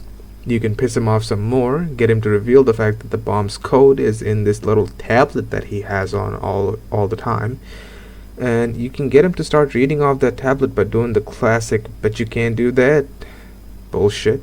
At this point, you can just transfer to your robot guy, have him read off the code from the tab, and head off to unlock the bomb from the airlock.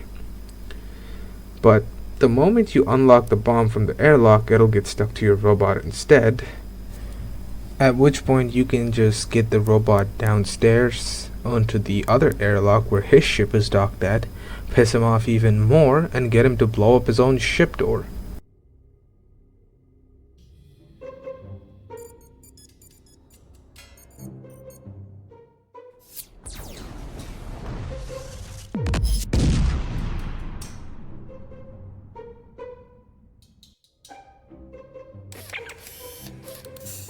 Understandably enough, he will be really fucking mad. Why are you mad? What have you done?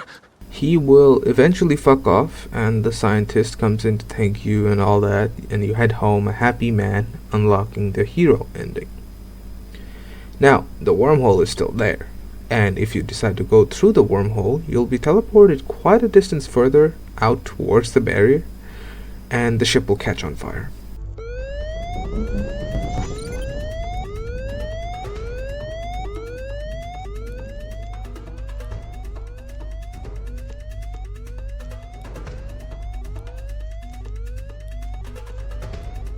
At this point, you can get Hal to sprinkle water onto the ship, which will damage the engines and give you the fire sprinkler ending, or you can handle this by yourself. For this, you gotta go into the crew cabin, go down the hatch, go through the hatch thingy, go downstairs again through another hatch, go into the airlock, enter the spacesuit, and then turn on the outside door.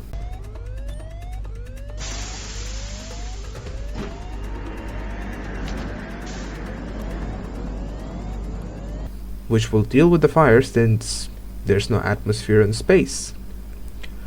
Lock the door and repressurize. Now you'll unlock the fireman ending. Regardless of whatever ending you pick, if you went for the hero ending right before this, the fucker will be back and blow up Epsilon Station because the technology that Epsilon Station is making him ordinary, quote unquote.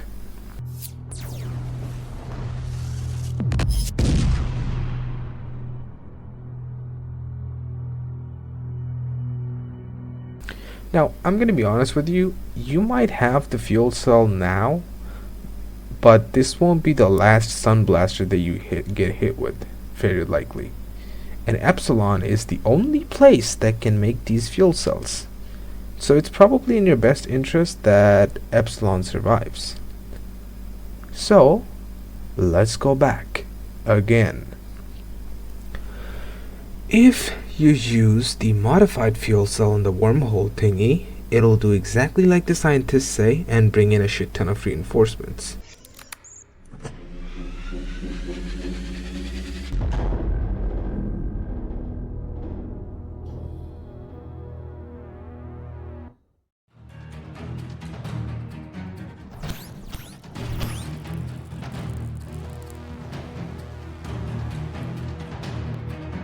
Captain Catkiller will promptly fuck off and a SWAT team will come in to clean up all the bullshit. You can talk to the admiral in charge after that, who's really happy you're still alive, and you can discuss the details a little bit further. At this point, the scientist will say that he opened up the wormhole machine again, and if you have the resources, you can generate a regular wormhole again. Hal will give you the option to dismantle Jeff once more, but we have unfinished business in Burke's Tradeverse. Also, I want to keep Jeff. Sue me.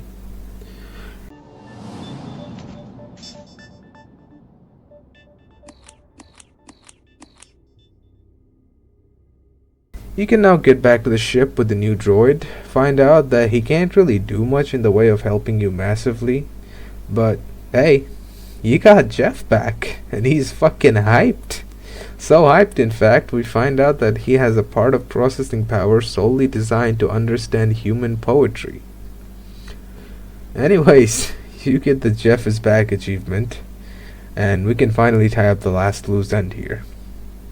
I went back to Burkus, gave him a shit bag, and got myself a free upgrade token.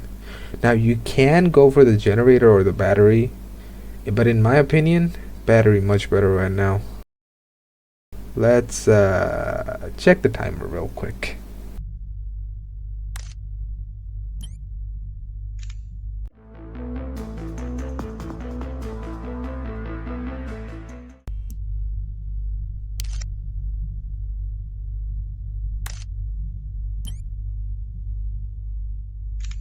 Yep, we got plenty of time to fuck around with. So, while I repair my ship and commit pirate genocide, I just want to put this out there. The combat is really fun. There's a lot of math involved, but I like math.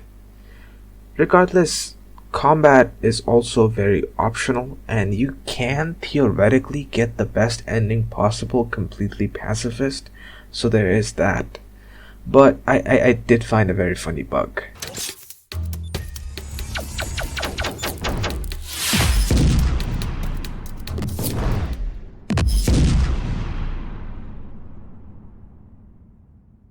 Killing the third boss gets you a choice between a star fragment and like $600 worth of precious metals, but this time I picked the star fragment. You can ask me why, and I'll show you my maxed out grip. Energy battery, classic. Energy generator, classic. Laser shield modulator, infinite energy, classic. Engine V3 15 speed classic. Laser burst V3 energy maxed out. I can kill anything with one shot classic. Mortal Kombat, classic. I haven't played it yet. Octopath Traveler. I've never played the game. Classic. I also found out that General Evelton will blow up the Epsilon station regardless, so I guess. Eventually, we'll get around to Zerum, the planet that Umix had told you about. And outside of just simply staring at the gorgeous fucking environment design and listening to the soundtrack, you can find an elevator and you can eventually start heading down.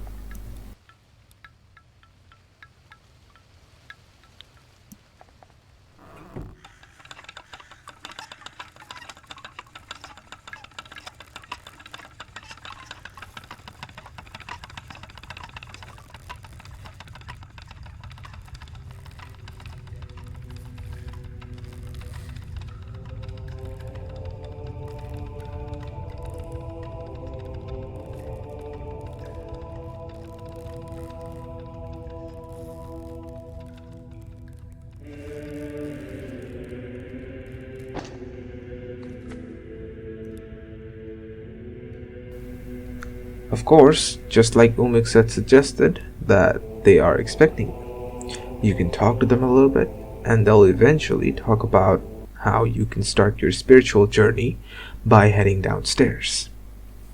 Once you get down, you can meet them again, at which point they'll tell you that it's called the Hall of Eternity.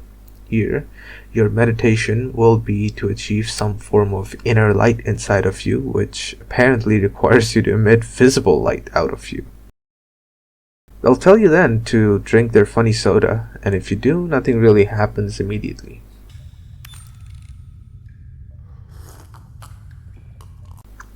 At this point, you can finally begin the meditation. Obviously, it's another puzzle, but this time a puzzle is a little bit harder to get right away, because it's a lot more subtle than the usual stuff that we've been dealing with so far. You have to do 3 sets of meditation, and there's 3 different things that you can do, and basically you'll either have a visual or audio cue that you have to correspond with right as the cue is happening. You have to close your eyes to listen to the audio cues, but for the other 2, you have to keep your eyes open. That's pretty much the gist of it. On set 1, the sound cue is this girly humming noise.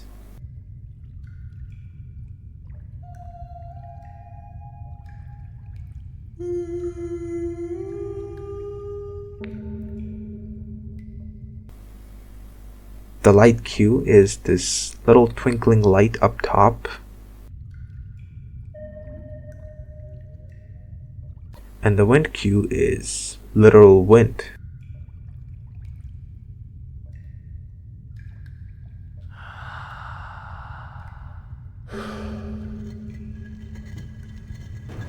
Once you get all 3 fixed, you will go up a step. Set 2, the wind cue is this tiny little rope swinging on top of the screen.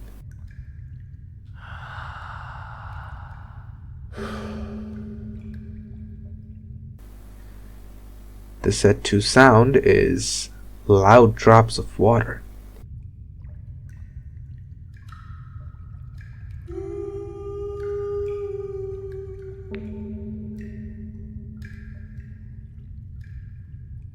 This one is much harder to get to, and you will probably fail quite a few times unless you have really good hearing.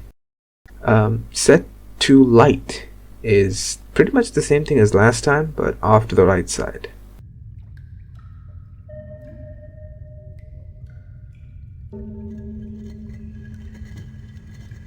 On set 3, the light is the pond shining.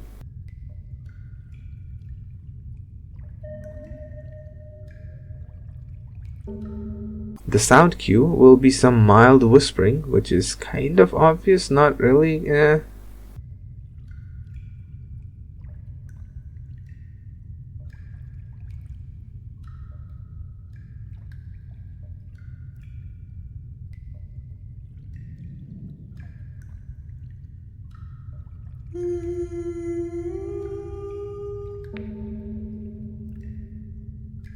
And the wind cue will be the fog visibly shifting directions. After all 3 sets of meditation is completed, you will ascend.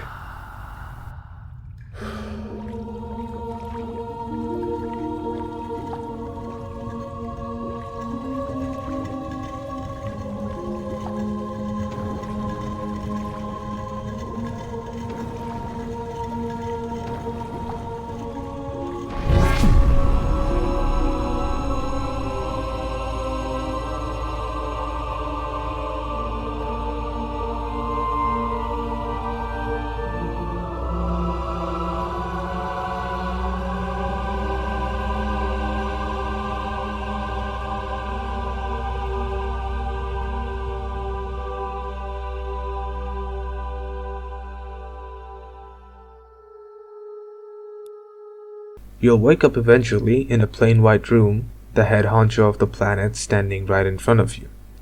And beside him, or rather in front of him, there's 3 items. He explains that you've basically surpassed the concept of time and space entirely, and you can now pick a singular gift that the planet has bestowed upon you. The hourglass, which represents time, the sphere, that represents space, the stone, that represents self. For my canonical run, I went for the stone, which, depending on what you picked way back in the desert planet, will allow that corresponding spirit to guide you in your journey. Since I already covered both of the endings, the red button and the blue button, I got both of the spirits at once, which I think is a pretty cool touch, that it just doesn't lock you into one of the spirits. Either way, one of the spirits will guide you complete protection and another will shadow your ship and mimic its ability. This is probably single-handedly the most useful perk to have, especially in a run like mine where you're kind of trying to kill all the pirates that are coming at you. And this gets you the spirit entity ending. On the flip side, if you pick space, or rather the sphere, you will shift through space entirely, and the planet will physically move into the next sector, or rather the Lymian sector. It's pretty good if you want to speedrun the game, or you're going for a pacifist run, I would say, and you'll unlock the space ending. If you pick time, you will pretty much go back in time by 25 days, and that's it. This one would be helpful if you somehow fucked up in the early stages and didn't buy an engine booster, but that's really about the extent of it. This will get you the time ending, and I think with that we have officially completed all of Outer Regions. Let's move on to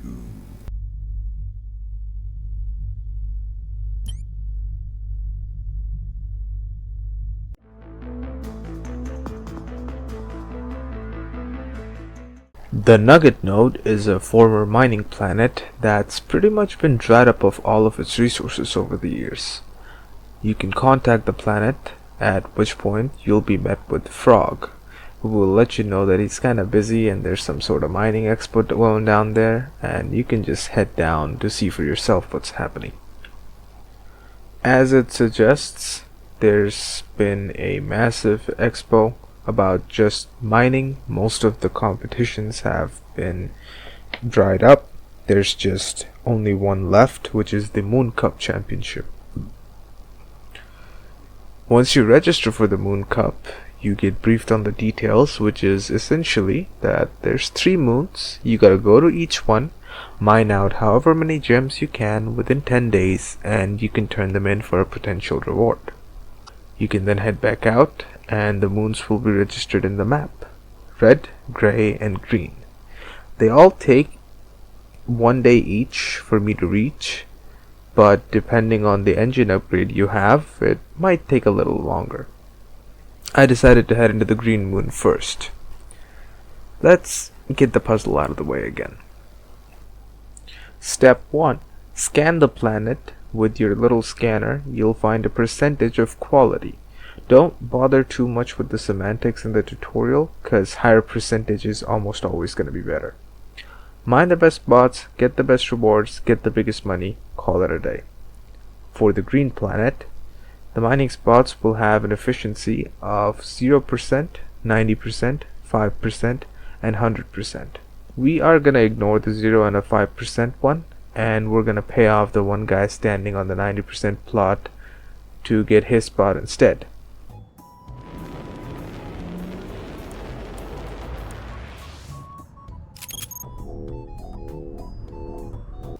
It'll cost you $100, but just bear with me on this. You can bring down the drill, mine out all the gems from underneath, which will take about a day each time you do it, and after we burn through the 2 big spots, we can just head back out. On the red moon, the spots are 50, 20, 166, and 90. You can pay the guy standing on the 20% spot like $80, but it's really not worth it. Honestly, I mined out the right 2 spots and headed off to the gray one. Here, the captain will stumble onto a pile of gold, only to be piled on by the shuttle about how it's pyrite, fool's gold instead. This moon has the spots lined up at 80, 80, 17, and 36. Now, you can't really pay this dude off like the others, but he is attracted to the funny pyrite.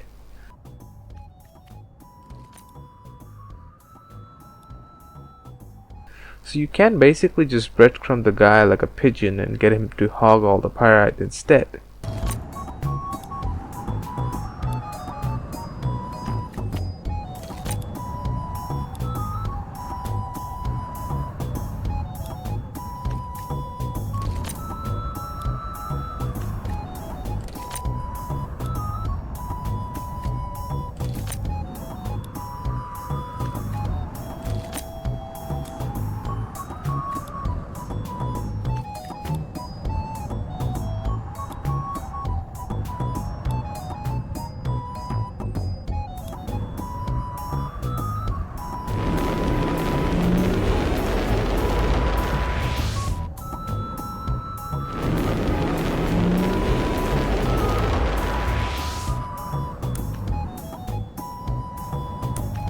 I mined out the highest spots, at which point all of them netted about 507 gems in total.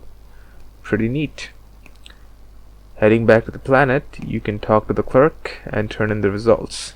The winning trophy is $600, 500 if you count the 100 that you had to spend already, and that gets you to the first place ending.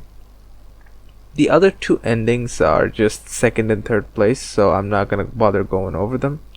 The only time you'd really get second place is if you didn't somehow have $100 to pay the green guy off, or if you had weak engines, I guess. But even then, second place is $400, so it doesn't really matter. Let's just move on. Our next stop is going to be a prime vacation spot called Celtic. The basic lore of this place is that the natives are green fingers, and they have been colonized by colonials. And the green fingers have this artifact they consider to be the source of all life within the planet, and they hold it very dearly. But the colonials don't really like that. So they instead have expos where they keep showing off this artifact to tourists from all across the galaxy. I mean, anything for profit, I guess. You can land on the planet, and there's the valet guy that can store your ship for you. You can talk to him a little more, but eventually you're gonna have to check in on the reception. No matter what name you give to the reception guy, they won't really have a reservation for you.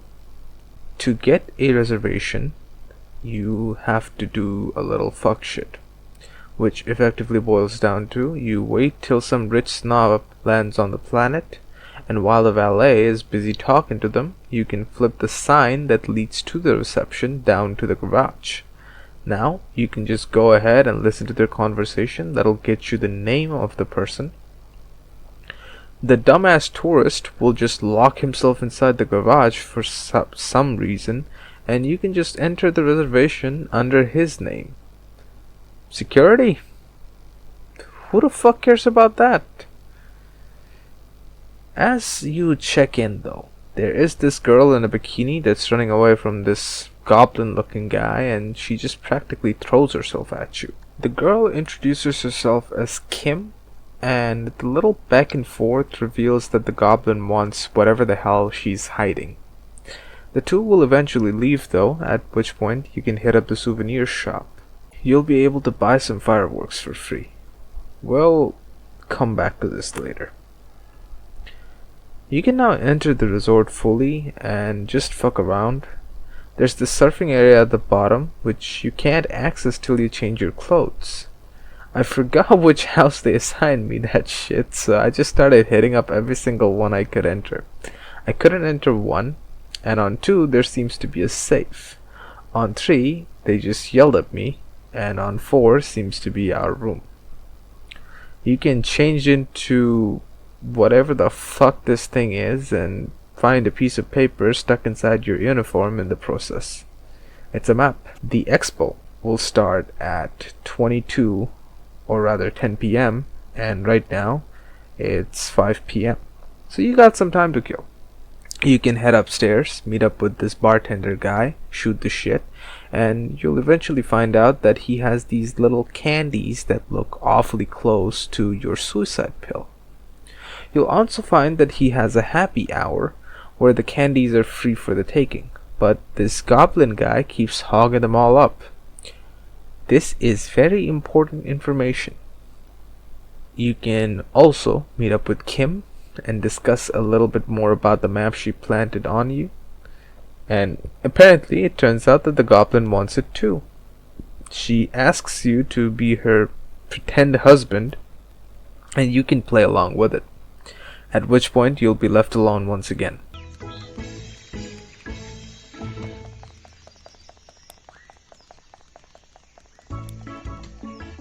She'll offer to swing by your cabin in a little bit, and in the meantime you can just fuck around a little more. Next to her is the shady guy, and he offers to buy the quote-unquote real artifact for $300.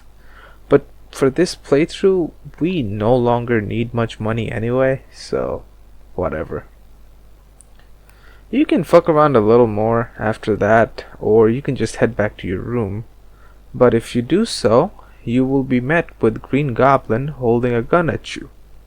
He wants the map back, and of course you want to live, so you kinda have to give it back. Right after he fucks off, Kim will make her entrance. Smash. Next question. You can brief her on the situation, and she'll detail a little bit that the map leads to the real artifact.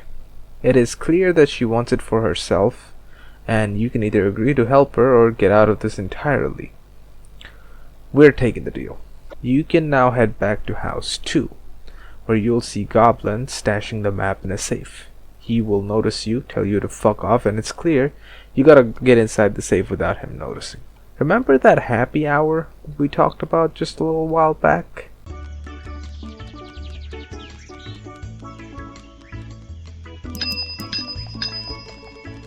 You can go up to the bartender, ring that little happy hour bell, and the goblin will come right up. And you can go back into the house and hide inside till he comes back. I hid in the plant first just to see what would happen.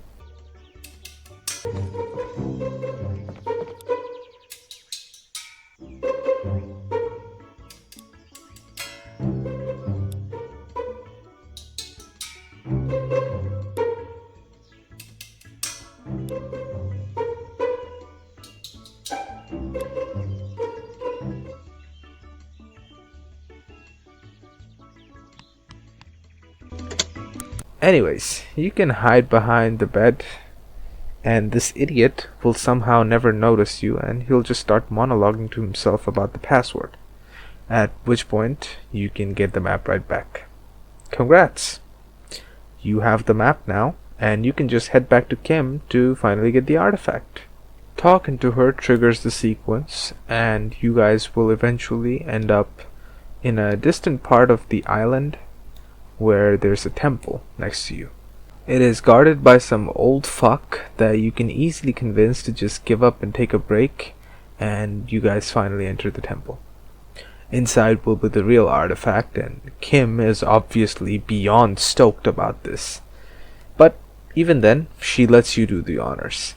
Right as you pick up the artifact, the funny guy will show up once again. This time with a gun in his hand once again.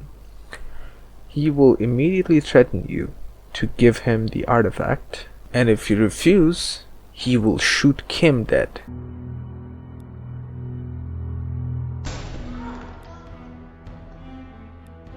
After that point, you don't really have a choice, so you kind of have to give him the artifact anyway.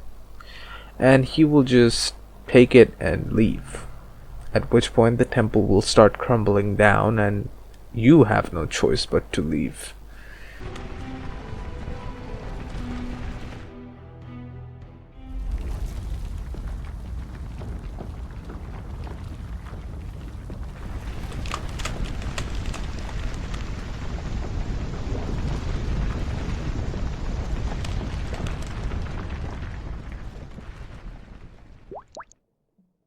With Kim's dead body buried underneath the temple, you can finally make your way back to the hotel, living with what you've done, and you can finally get back home. There's no one there, other than the shady guy up top and the valet that's waiting for you to hand your ship back. Yeah. You get the temple destroyed ending.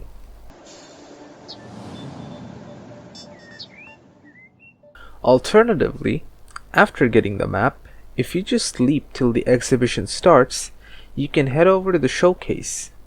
Pick up this little cartridge from off to the side, put it in one of the 3 holes, and set some lights off.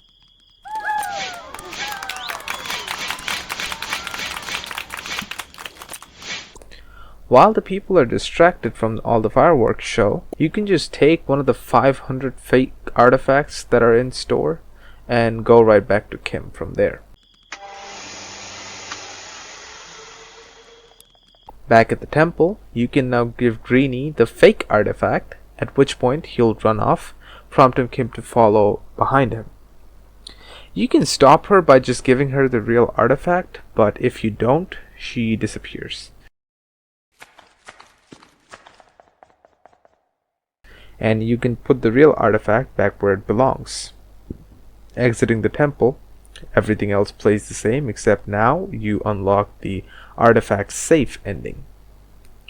The last remaining ending requires you to just do nothing at all. Don't talk to Kim, don't get involved with Green Goblin, just go into your room and sleep the day off. This gets you the nice vacation ending.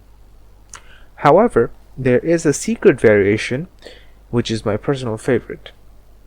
Remember how the bar guy mentioned that the candies that he makes are awfully similar to the suicide pill?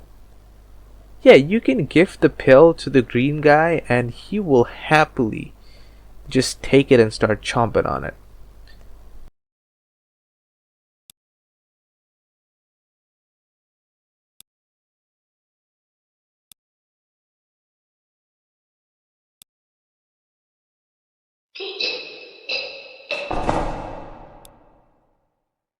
After he drops dead though, you can continue on with Kim by either giving her the real artifact, but this time you can give her the fake artifact, and for whatever reason, this chick cannot tell the difference between the two. Either way, she will exit, and you have a choice. You can either put the artifact back, or you can take the artifact with you. Exiting with the artifact now will result in the temple's destruction, except this time you did it intentionally, which means that you will now get locked out of the good guy achievement permanently. This is also one of the few variations where Kim will ask for a ride back to her home planet, and you can taxi her there. We get to learn a little more about Kim herself from this, and more specifically that her dad owns the entire fucking planet. Her planet is called Tailron or Talaron, whatever the hell. And once you reach there, she will invite you over, and let's be honest, it's pretty clear where this is headed. If you play along with her, you will land on this amazing mountainside lake house, and you get to learn a little bit more about her history.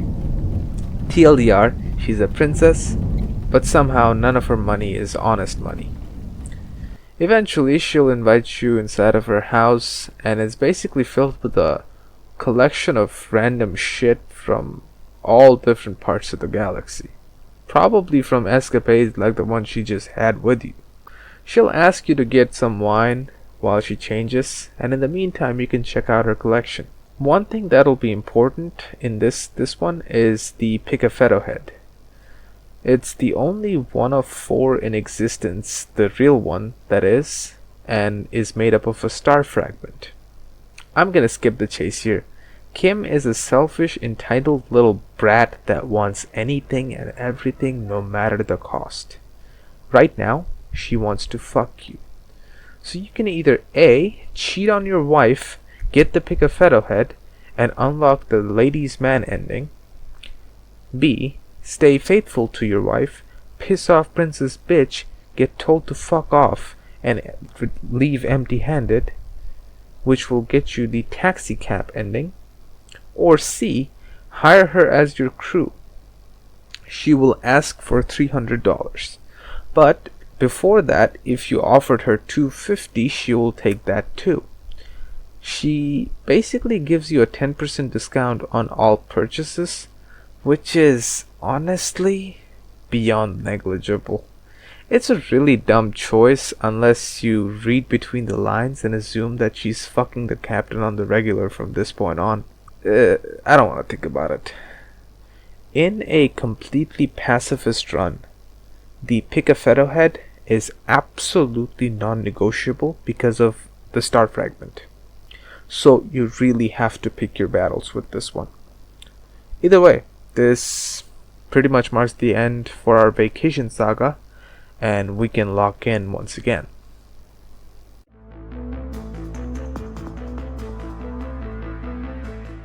Our next stop is a planet we have no real information about, called Fenton Perth. After doing some last minute shopping and finally making the nuke module, I headed off just to get hit with the reason why it's so isolated.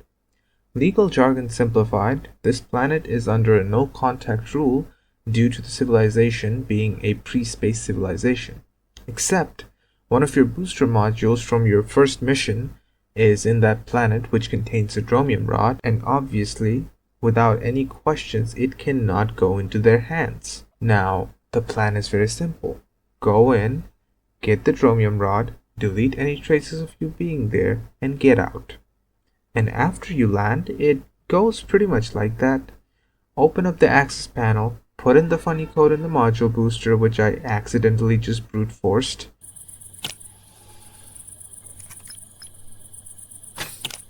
Take out the dromium rod, put the rod in the service table, get the self-destruct sequence, input the code, kill the doohickey.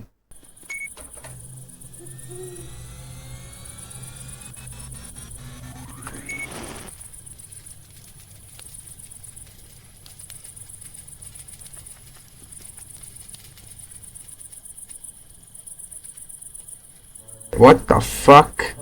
Come back, you fucking bastard! Well, there goes the no contact rule.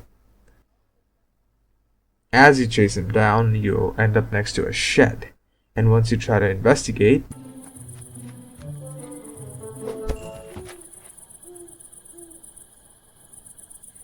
waking up, you'll find 2 people speaking, one of them having found you unconscious. You have no clothes but your underwear, and it's pretty clear you're neck deep in their society now. There's some clothes to your left that you can put on, and a lab you can check out, only to find that someone was studying something related to the sleep cycles.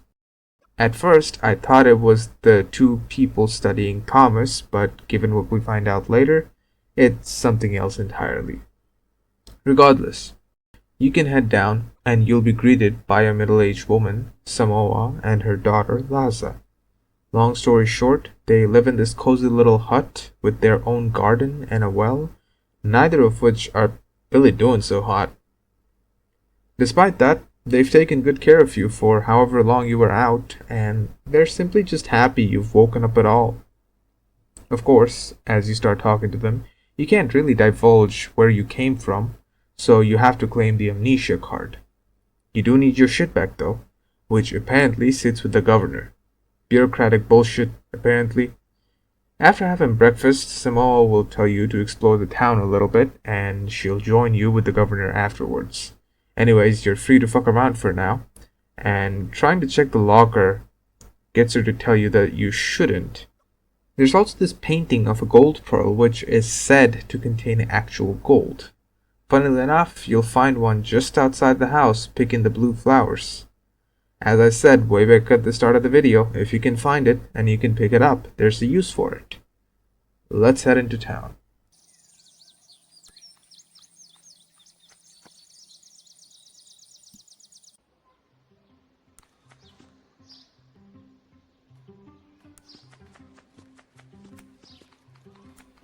I gotta hand it to Tomorrow Core. For however small their self-contained worlds are, they sure as shit manage to make it look genuinely alive. The little ambient sounds, the 4 shops with their own sorta unique animations, the 2 people yapping in the background, the people going in and out of the town, it's fucking amazing. I headed into the library next just out of curiosity, which has an archive off to the left. Pretty standard archive room stuff, and it's not that important right now. The shops themselves have this back area where there's this bird chilling out enjoying some fruit. And again, funnily enough, you can use the fruits that you can pick up to capture the fucking bird. Next to that is this coffee lady speaking to the general goods guy, and she'll offer you a cup for free. Speaking to Bellator, he will ask you to go inside the shop, and once you enter, he will immediately call you out. It seems like you're popular around town, which kind of on par with small towns where everyone knows each other and no one really goes outside or no one else comes in from out of town or whatever. Regardless, a little conversation later, you can fuck around with what's in the shop. And just to get it out of the way, the bird in the cage needs a friend, which you have. The lever at the middle will open the window above, which will be useful later. The jar has a god's idol in it called the Idol of Tam, which seems to be the local god around the entire planet. And the water dispenser just, dispenses water. For now, you can spill some water on the floor, get Bellator to clean it up, hit the small bell to make it so that he doesn't get notified the next time you come in, go outside, wait for him to come out, go back inside, and then flick the lever. We will, again, come back to this later. You can now head back to the Justice Hall, where Samoa is already waiting for you. She'll take you inside, warn you about the governor's behavior, and, well, once you start talking to him, you'll realize exactly what's wrong. The governor is a fucking man-child, and pretty much the personification of r/nice guys. He is madly in love, quote-unquote, with Samoa, except he sees her as nothing but furniture. He wants to marry her, but that's only for the novelty of putting her in a giant fuck you mansion from a cozy little hut.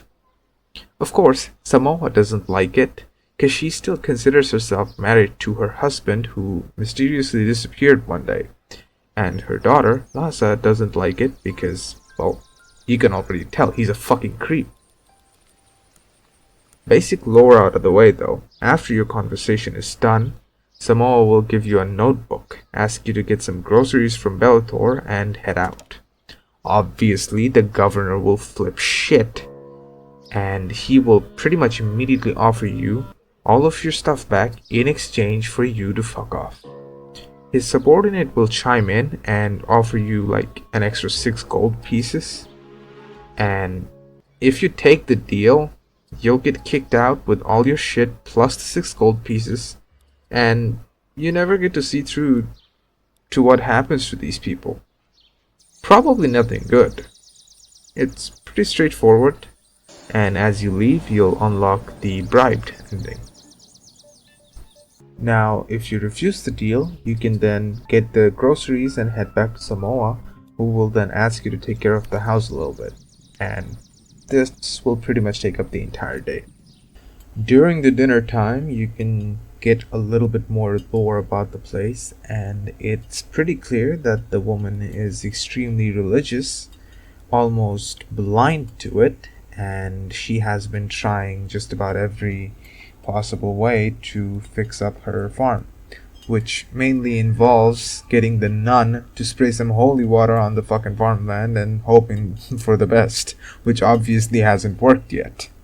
You can also find out a little bit more about Lahaso's father, or Samoa's husband, who seems to have gone missing in some experiment, and it turns out that he was pretty much just as much of a scientist as you were at some point in your life, and essentially that he basically flew too close to the sun.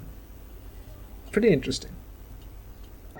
Now, I tried to get out at nighttime once, but Samoa pretty much said you shouldn't because there's some religious thing going on. Once again, there seems to be a pretty religious-centered plot happening in this town that I can't quite put my finger on.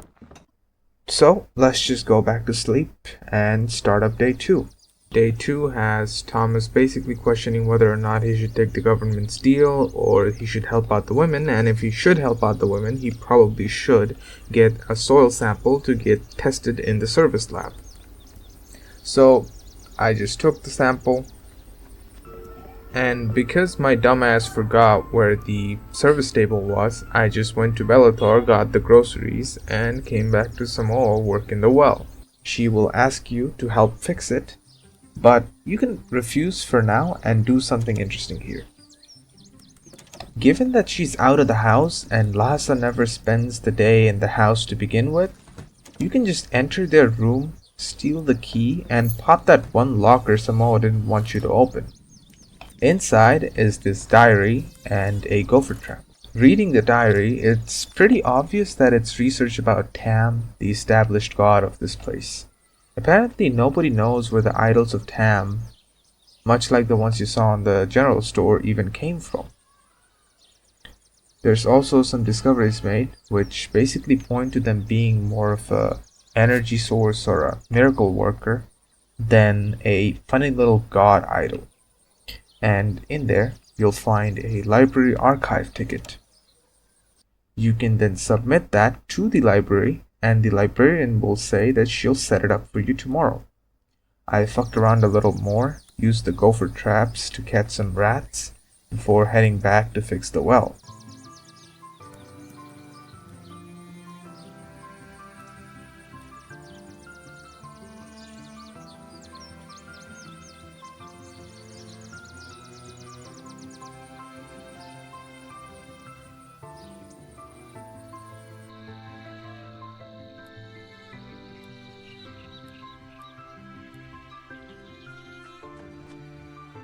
In comes day 3.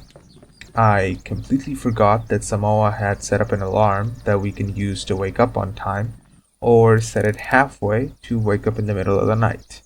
Either way, today's job was to get a book for Samoa, so I headed in, got the book, noticed a key, stole the key for the library, and called it a night.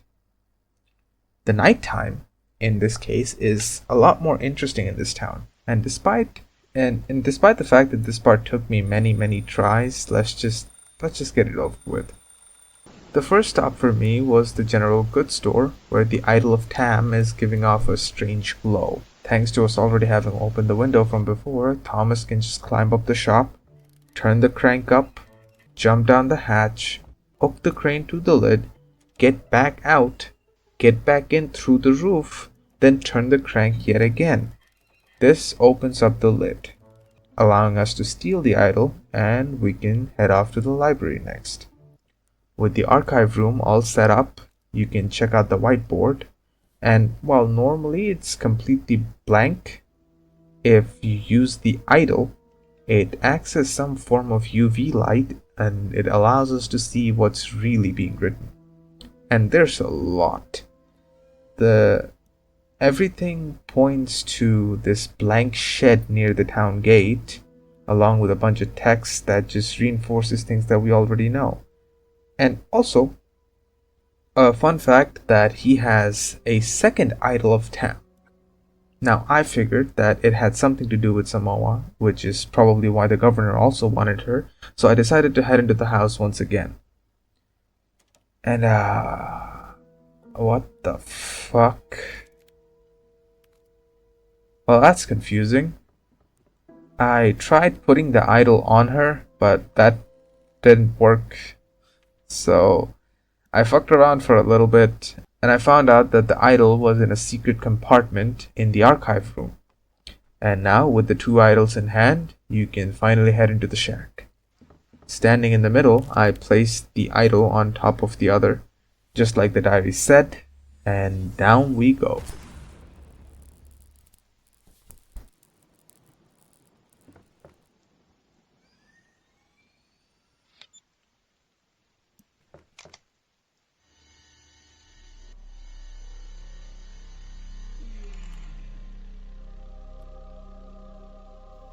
You enter this subterranean base with mannequins hanging off the wall, seemingly in the process of being built, and as you head further down, you'll see a large control room with a whole bunch of control panels.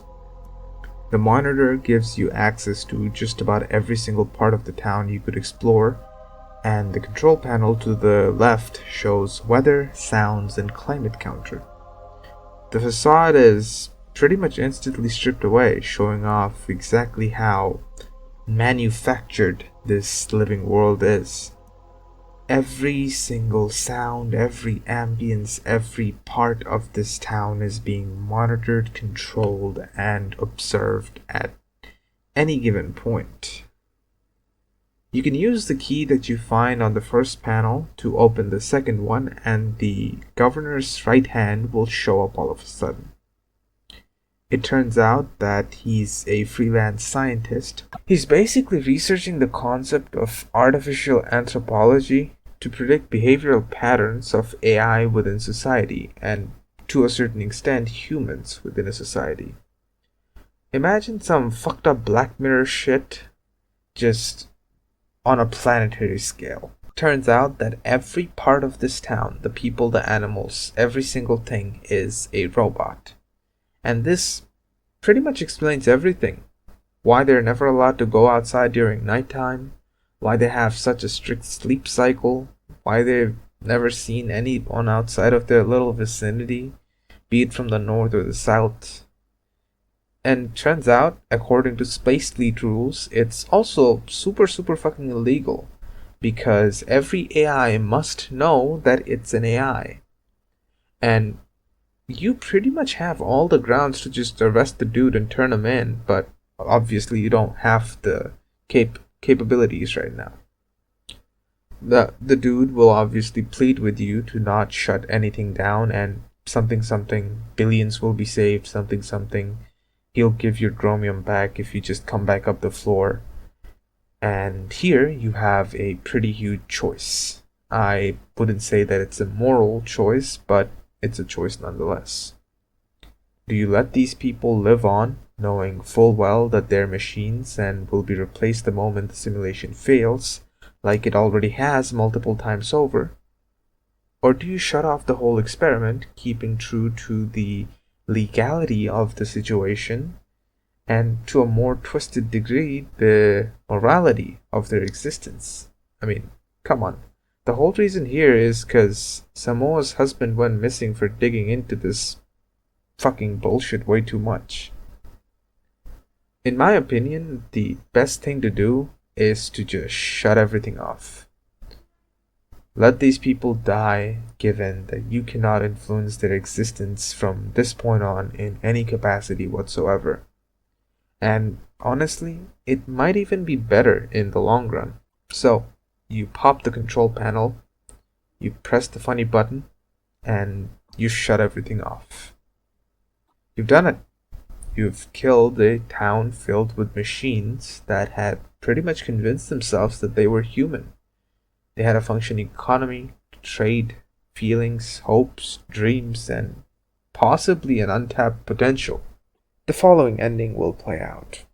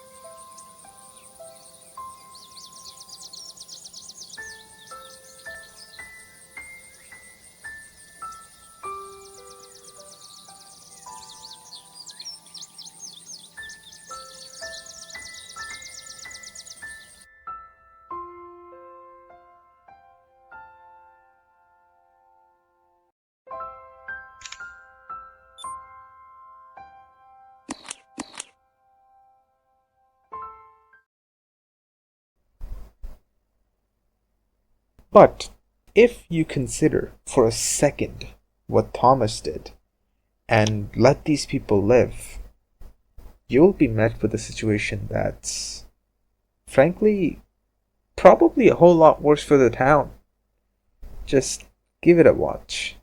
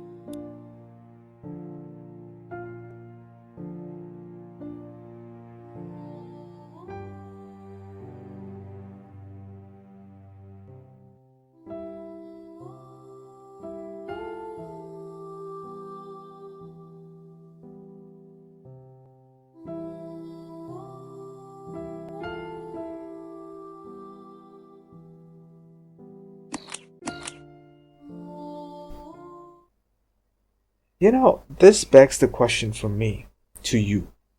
Now, why the fuck would you ever let them live without fixing the situation that these two women are facing, and by that extent, the entire town is facing, which is called the man-child governor? It's pretty clear that he's a menace to everyone involved, and he has zero control over himself. So, let's go back to where we never found the idols at all, and continue as normal. Remember the soil sample that you took back in the house? Yeah, you can take that all the way back to the service table at the start of the map and analyze it. It'll show that it's being contaminated with some grade 2 pesticide, and luckily, Thomas, being the scientist that he is, knows how to cure it. The plant, however, needs ammonia, vinegar, and a little touch of gold. You already have the gold, and Bellator will sell you the ammonia and vinegar for some money. Of course, you have no money, but he says that he will pay for some flowers, fruits, and some meat. Now, you're probably picking them up as you go anyway, and you can use the gopher traps to catch some gophers outside of the town for some meat. And after all the things are collected, and all the gophers are caught, you can sell everything to the man for enough cash to afford both items.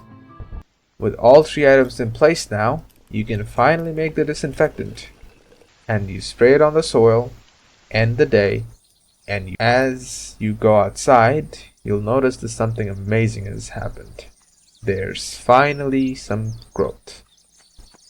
Some little flowers are growing, the soil is pretty much back to normal, and, well, things are finally looking up. Till the governor shows up, of course. And given his reactions, it's pretty clear that he's the one who poisoned the garden. And when he realizes that his whole, please marry me, you're not gonna survive this winter card isn't working, he will pull out this eviction notice. There's a lot of legal jargon again, but outside of that, it basically says that she has till the end of this day to get out with all her shit or else. Clearly, something's wrong here, and you gotta figure out a way to deal with it. There's this judge sitting in the judgment hall on the other side of the governor's office, and he will tell you that this shouldn't even be possible. And should take about 2 weeks to even get an eviction notice with proper citations and whatnot. But the good thing is, you can appeal this. But before he can tell you how, the dude starts looking for his apple, and it's pretty clear that you need to give him his apple for him to start functioning again. Now, to find one, you can head to the fruit store, who wants either 3 money or a bag of flour in exchange for the apple. If you head to the baker to get the flour, he will say that he has no bag. If you go to the tailor for the bag, he says that he has no needle. If you go to the blacksmith for the needle, he'll say that he needs a flower for his wife. Well, you can take the flower from the garden and complete the whole chain of events to finally get your god-forsaken apple. After you hand it over to the judge, you can talk about the appeal of the eviction again, but the issue is, all the appeal papers were taken by the governor. Apparently something called revalidation or some bullshit like that. And the governor basically sends you off to the librarian. Once you head to the library and ask for the papers to be revalidated, she will basically say that it'll take a whole day, but she can validate 1 page for you in exchange for sorting out a huge cart of books. Of course, you got no time for all that. And thanks to whatever god there is in this world, clearly not Tam, there is this guy that specializes in burning books, and he has just been done burning a whole batch. Basically, he's burning anything with the mention of nighttime or anything preposterous about their god. Let's just fast track this. You can head into the archive room, keep picking up books from the pile till anything involving night comes into hand, chuck it into the pile of books that you're supposed to sort, and talk to him to get him to take the whole thing out.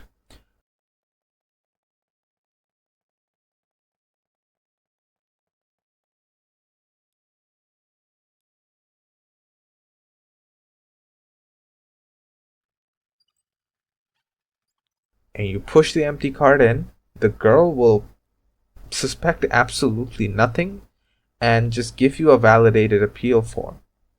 Now, we can find the court case.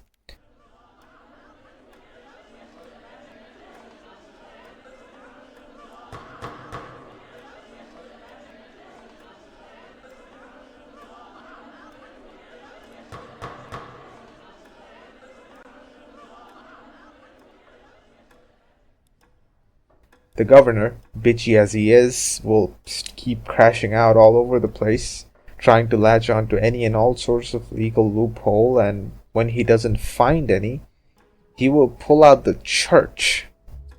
And basically, according to their church, it says that a woman must be with a husband or some bullshit like that. And at that moment, Samoa will propose to you. I just wanted to see what happens if I say yes, just for the sake of it. And right after you accept, the governor will flip shit, challenge you to a duel, get dinked in the head by the same apple you gave to the judge, and get hauled off, probably to be decommissioned in the basement.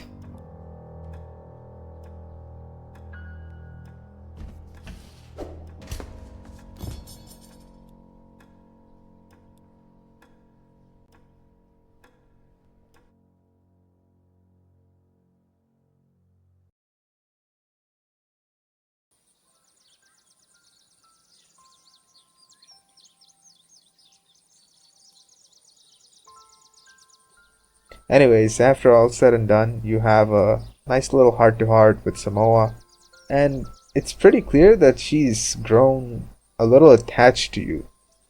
But, of course, you have to leave. Before that, though, she will hand you this soul stone, which is a symbol of affection. With a nice hug, you can finally get out of the planet. As you leave, though, the lackey will explain himself a little. He will give you all your shit back, minus the dromium rod, of course. Except, there's another safe. You can get the key code for that safe in a jacket off to the side. That'll give you both access to the dromium rod and 6 pieces of gold. The issue is, the dromium rod in this instance is completely depleted, probably to power whatever bullshit the scientist had in mind. And then you can head out, marking the end of the Fenton path. This will unlock the helping hand ending, and in my opinion, it's probably the most emotionally satisfying out of all 4. There is a little bit of a crucial choice to be made, because ending 2 and 3 will give you the dromium rod, but no gold, but ending 4's soulstone can be dissolved into a star fragment. Once again, the star fragment is extremely important for a pacifist run. Whatever you decide to pick, it is your funeral. And our next stop is going to be Lyme, Pi, Spacegate, or this new pirate area that I'm going to head off to. I'll be back.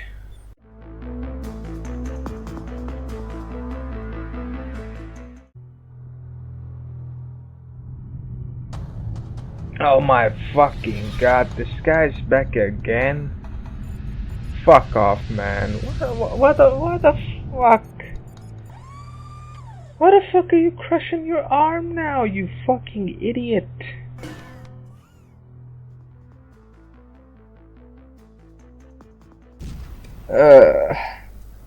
Anyways, I dumped all the rage I had from even seeing this dude into the pirates and killed them all.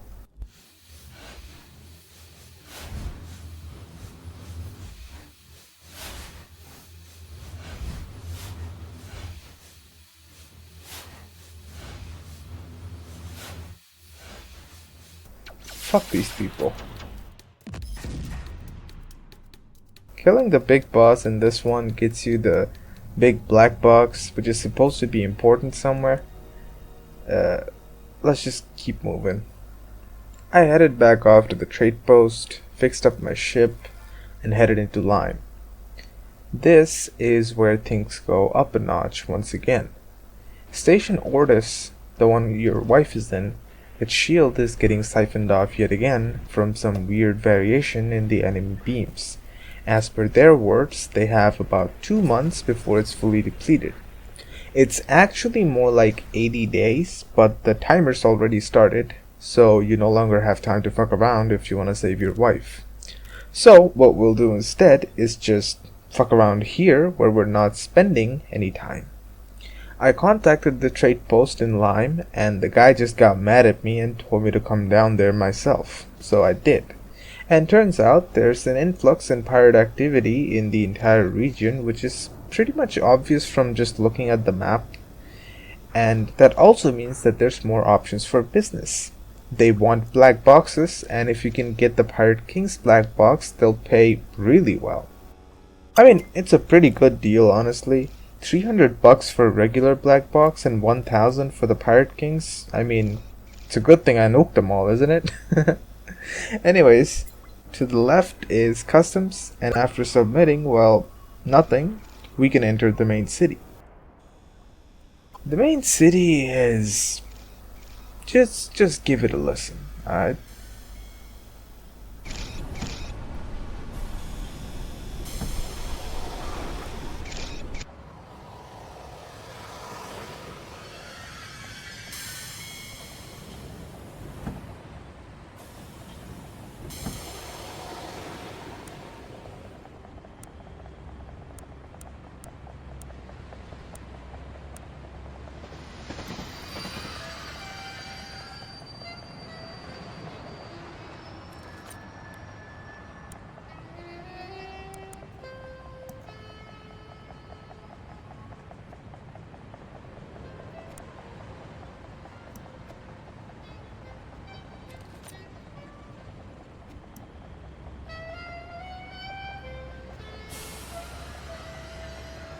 It is pretty clear that when you reached this point, they had considered the fact that you would be a pacifist and you wouldn't really have any money.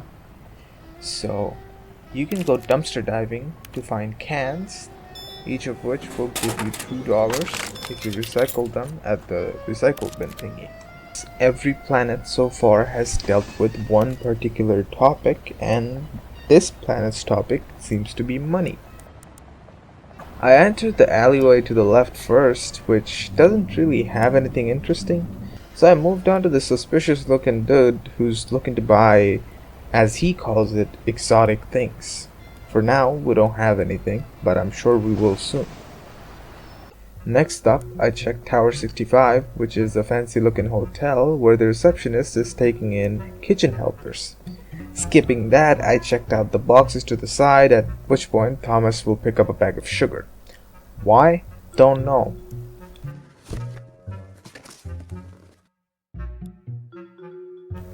Heading into the kitchen, all you get is the head chef yelling at you, so let's fuck out of here.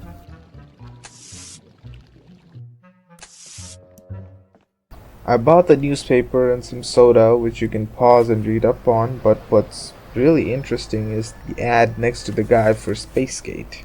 Apparently, they're aiding war efforts in behalf of the Union. Just in case you need a refresher, Union is the aliens that are currently hunting Spacegate, the humans, and in this story, humans are the good guys, the alien is the bad guys. Simple as.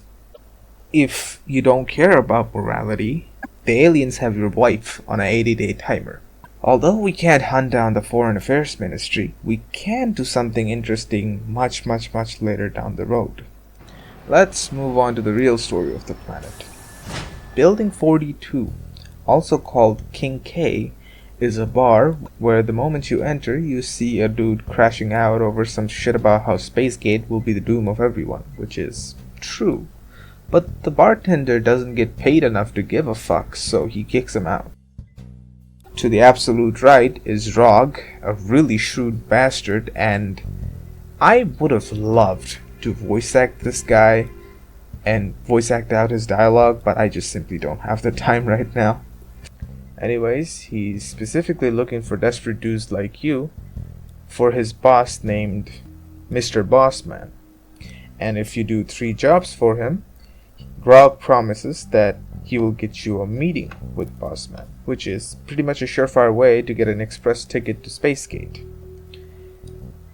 I accepted, and the first job is pretty simple. Take the package in front of him and deliver it to the guy in Tower 65. I mean, let's be honest, we know what it is. And right after I got out, I opened up the package, naturally, and it's a bag of cocaine. To make matters funnier, you can just package that shit with the bag of sugar that you picked up earlier, and the guy, the recipient, will be none the fucking wiser. Anyways, you can either give him the cocaine or the sugar cane, and the recipient won't question it. As for the cocaine itself, if you stole it off of Rog, you can sell it to the other guy for $200. Free money, I guess.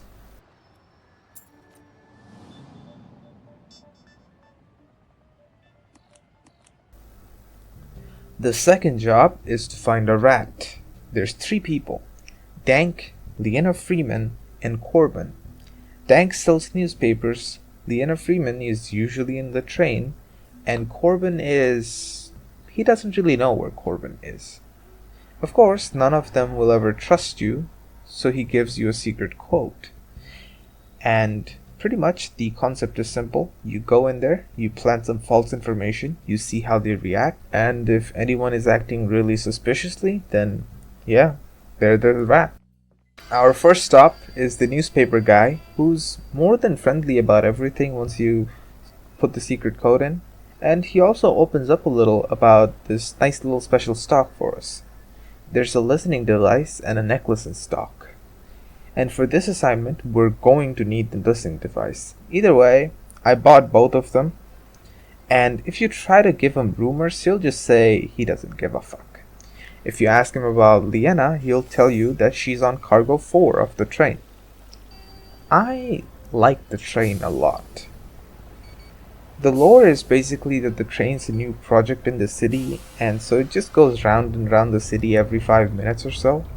The interiors have that sort of peaceful trainy vibe to it. I don't know how to explain it, but if you've been on a silent train where there's enough space that it's not crowded like a fucking New York subway, you might understand. Entering cabin 4, you can talk to Liana, and again, she's pretty wholesome about the whole thing too, and she mentions that Corbin is her handler.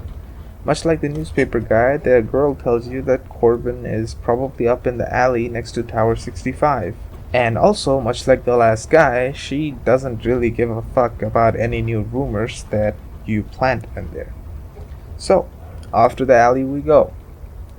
You will find Corbin almost immediately, and out the jump, he's a little shifty.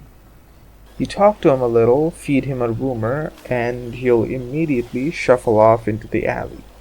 I think it's pretty clear what's happening, so I went into the alley first, put down the listening device, then fed him another rumor, and now, well, we just play the waiting game. And as he comes out, we can go back into the alley and figure out that he is in fact a rat working for the police. Now, you can either confront him about the situation or expose him directly to Rog. If you decide to warn him beforehand, he'll get annoyed a little, and understandably so, considering that it's apparently a 2-year-long investigation against Mr. Bossman. Nothing that exciting on this one, except he'll just leave the area if you warn him, and you'll unlock a new ending. Anyways, our third job is to acquire an item from some guy living in Tower 65. Apparently, he has a machine that is very dangerous if placed in the wrong hands. And, you thinking nuke? I'm thinking nuke. And naturally, Rog thinks that his boss is the most deserving hand for this little item. Anyways, ignoring the bigger problem in the room, if you talk a little more, you learn that the guy loves chocolate a little too much, and if you just slip some drugs into his chocolate, you can swipe that shit right from under his nose. To help you even further, he lends you this spy tool that connects to the room directly under their beds. Whatever, let's get out of here. So, we head off to Tower 65, where the guy is giving a receptionist a real hard-on for not having a bellboy. And luckily, it turns out that they're fresh out of bellboys. With that, the restaurant is hiring 2 folks, one as a chef, one as a bellboy. I decided to head into the kitchen first, got yelled at by the main chef, and got told to follow orders without question. Naturally, I did the exact opposite of what he asked and got fired on the spot. So, I took the job of bellboy this time, hauled the fat dude's luggage off to his room, and well, he's surprisingly polite.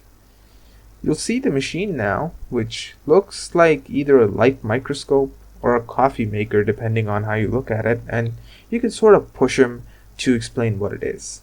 You gotta keep pushing for a while before he inevitably spills. It's a machine that can remedy all humanoid suffering, quote unquote, but it can also be very bad if it gets in the wrong hands. Yep, definitely a nuke. Or that nitrogen fusion technology that one guy invented. Either way, let's note down the fact that he's in room 32. Room 31 has nothing of interest so far, and room 30 has this old grandma who's really keen on fantasizing you being some evil bastard that wants to have his way with her. Pretty fucking weird lineup of people so far in this hotel, man, I tell you.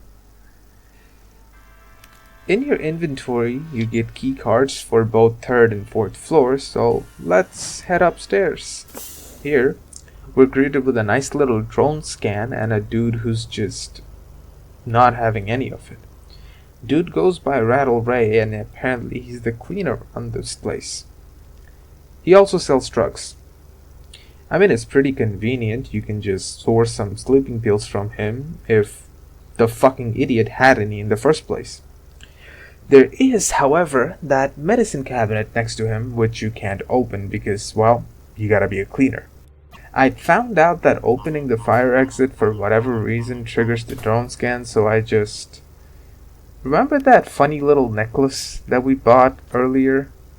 Yeah, I put that necklace in the cleaning basket, triggered the drone scan, and bam.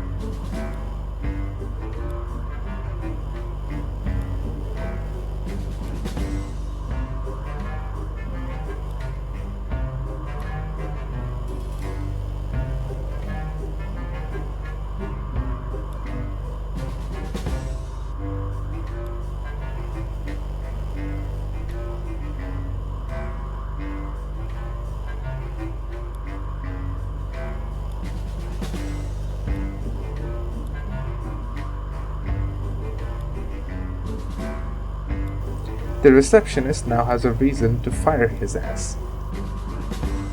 Of course, Rickety Ray will flip shit and threaten to sue the joint, but who gives a fuck?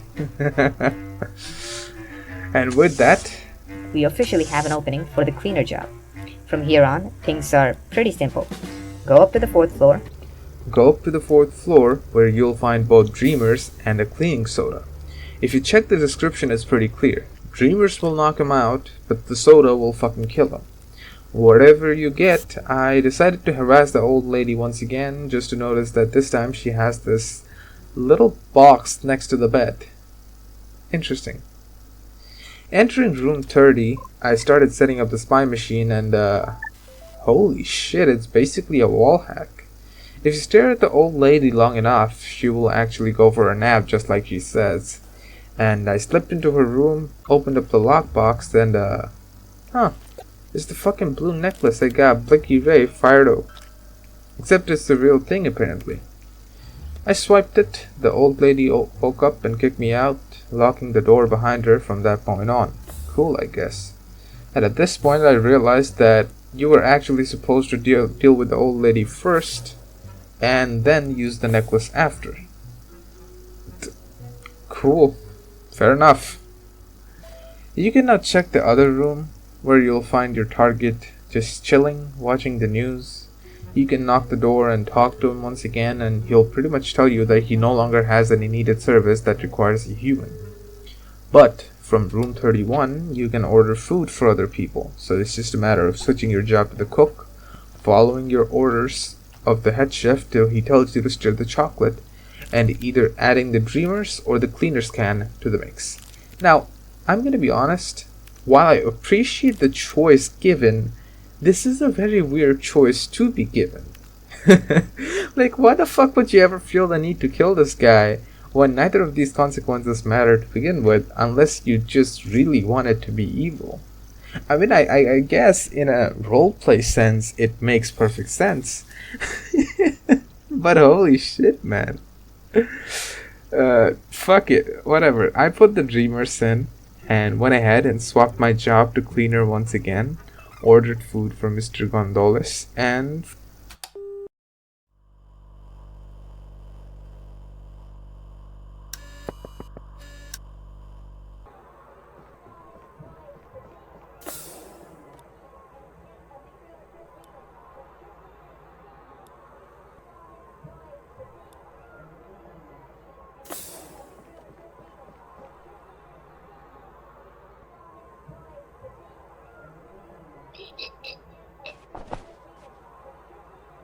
after he's passed out, we can check his body where we'll find a key.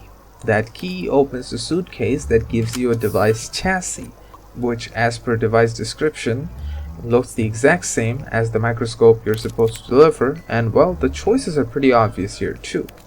Either deliver the original device, deliver the fake device, or you can take both the original and the fake device and deliver the fake one to Rob.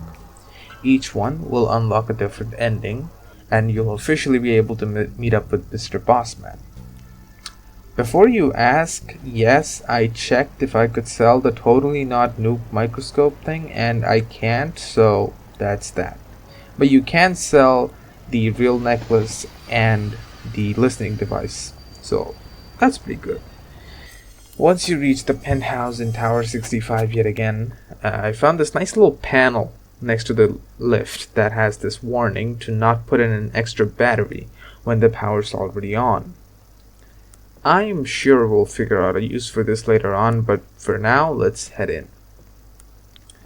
Mr. Bossman is without a doubt pretty imposing of a character, and as much as I'd love to voice act his part out again, I just don't have the time. And long story short, all those favors that you did to Rog, not enough to get you a ticket to Space Fleet, apparently. Fucking sly bastard. Not feeling bad about fucking him over at all, really. Anyways, he wants you to do one extra thing for him, which is just a small simple delivery to the Pies Sector's exhibition. Okay, let's get over with the story real quick. The Space Gate is a teleportation medium through something called the lower space of the space itself, where you can transport things at a very long distance in a very short time. Pi works in something called the upper space, which did not have this technology since it was owned by Bossman. The scientists at Pi, however, have invented a new technology which pretty much transports you the same distance just as fast, but it doesn't rely on the lower space Spacegate technology. This obviously cuts into Mr. Bossman's market, which he doesn't like, so he wants to blow up the upper space. Well, not entirely. The bomb he has is essentially a giant disruptor, a la EMP, which will fuck up any form of electronics, but it won't really hurt any life forms.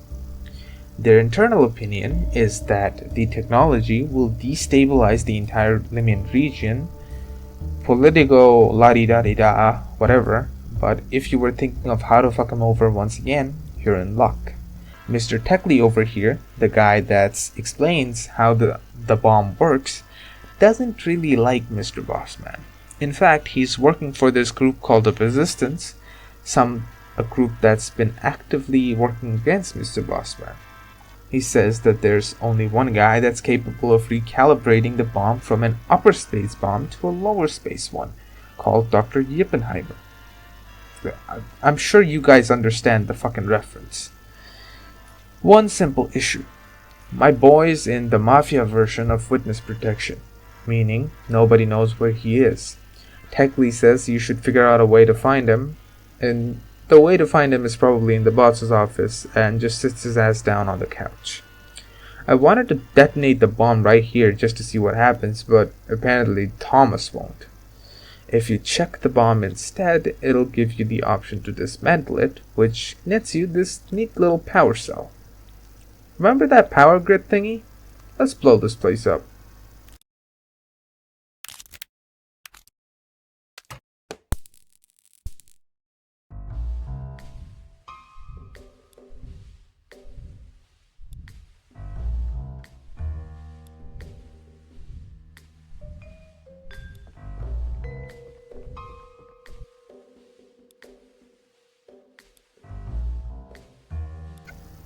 While these idiots are panicking, you can sneak in, fiddle around with the room, but the main important thing? The note on the bossman's desk, which gives you the safe's combination, and, well, the safe itself has this little binder and some cash. The binder has Yippenheimer's address, and seemingly he's right at the center of the city. Techley offers to meet you there, and you can then head off to meet him. The rest of the meeting is pretty smooth with some friendly banter here and there, which I'll leave for you to explore.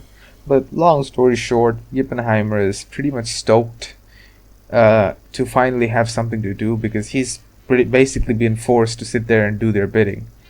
But it turns out he's also part of the Resistance, which pretty much means that he's more than happy to recalibrate the bomb to hit the lower space.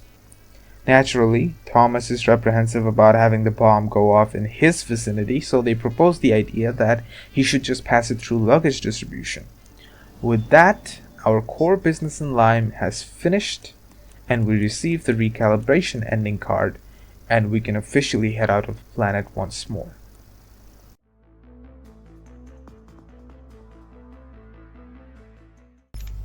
See, given the deal you've made with Mr. Bossman, the natural course of order here would be to go to Pi, hit the exhibition, and blow up their engine. But what happens if you defy that order? Well, I went back to the shop thingy to stock back up on gear, and the local AI from Lyme gave me a little threat. I ignored that, moved on, got branded an official enemy to Lyme, and bought all the things I needed to buy. Now, if you look at Lyme and Spacegate, you'll realize that both of them are now guarded by a hostile Union fleet. Of course, given our situation right now, these guys are not really that big of a threat. I entered Spacegate, domed the ships, and landed inside without a hitch. You'll need the fancy Spacegate access card to enter, which you should already have by this point. And you're now met with this dude that warns you about the Union people hogging up the registration space. To the right, there's 3 different kinds of fruit, and I picked one from each just to see what happens and headed off to the registration area. Here, you're stopped by this guy called the Mosquito who's talking a lot of shit, swinging his dick around pretty much. And anyways, if you just try to keep superseding his authority by just trying to, register, quote unquote, he'll get mad, call in the Incredible Hulk from the first movie, and then get you to the fight. Bruce Banner lets you go first, and you can punch, kick, throw a fruit. Holy shit, I've never seen a banana bounce like that. Anyways, none of that works, and he'll knock you out in one hit. But what you can do is throw this rotten fruit on his head. I'll play out the fight scene after that.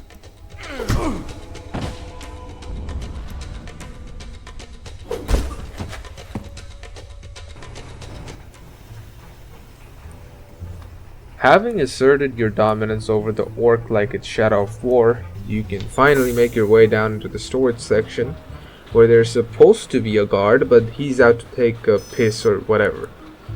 Listen, this is yet another puzzle, so I'll just be quick on here too. There's 2 sensors in here.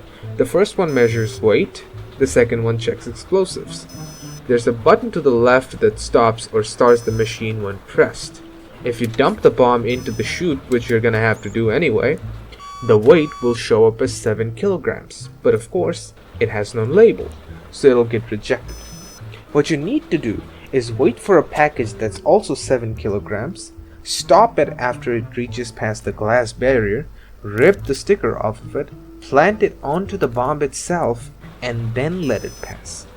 This will get it past the first scanner, but not the second. However, you'll notice that every time you click the button, it takes a few seconds for the bomb scanner to activate. So basically, you wait till the bomb is right at the edge of the scanner, shut the machine off, and turn it back on again. And voila, you are a space terrorist.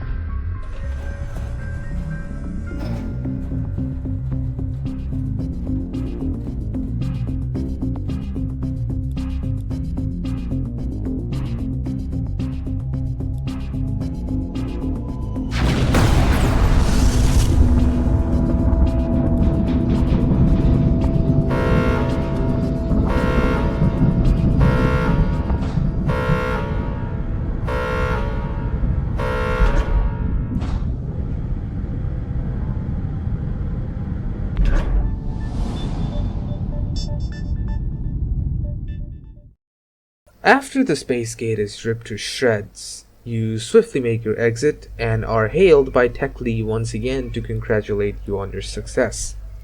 Paired with an invitation to Pi, you head there and are hailed once again, and you can land in the middle of this celebration party that they're having. There's a faction called Children of Nature, or Con, and these guys are absolutely fucking stoked that Spacegate is completely gone. The leader guy of these dudes, whatever he is, he mentions two things. Number one is you have a surprise, which you obviously pry about for a bit and find out that it's a much better engine module, which I'll get to in a bit. And the second one is that the Pi exhibition is being conducted by someone that is much more corrupt, if not as corrupt, than Bossman. And the Pi teleportation method is pretty much the same thing as the Spacegate teleportation method, which will destabilize the region. So I guess Bossman was right all along. Not a good guy, but a right guy. Anyways, he asks you to destroy it with this little prototype sabotage thingy, and you can either choose to accept it or not. It's really up to you. But we will be exploring the exhibition though. The engine add-on that you get gifted by these guys have 5 extra speed, and paired with everything that we have so far, the distance to barrier control is only 49 days now. We have a whole lot of time at this point. Neat. If you leave Pi and check back in on Pi again, you'll notice that this time you have the exhibition unlocked. I contacted the guide, spoke to him about some tickets, and well, he said that Bossman bought them all, but we already have a ticket from Bossman, so I just went in. The exhibition area itself reminds me a whole lot of Bioshock Infinite's world design, where you had these floating artificial islands with megastructures built on each one that could just fly around and connect to each other on predetermined spots. What a waste of such an amazing concept that game was, but I'll bitch about Bioshock Infinite some other day. Let's focus back on this one. There's a guy yelling about how the con venue is illegally set up here, and getting told how it's not, at which point I decided to see if I could head into that building to begin with. Seems not. I fucked around a little more, tried to find new ways to unlock the door, but no dice. There's this group of protesters that are talking about how everything is fucked and everything is gonna die, everyone, whatever, who gives a fuck about them. I moved on to the ticket booth. The dude on this one said that if I get in, I can't really get back out, and so that I should wrap up everything that I have outside. Well, luckily, we don't have anything outside.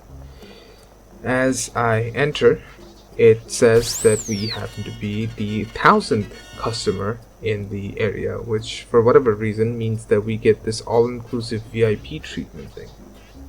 Whatever, let's keep moving.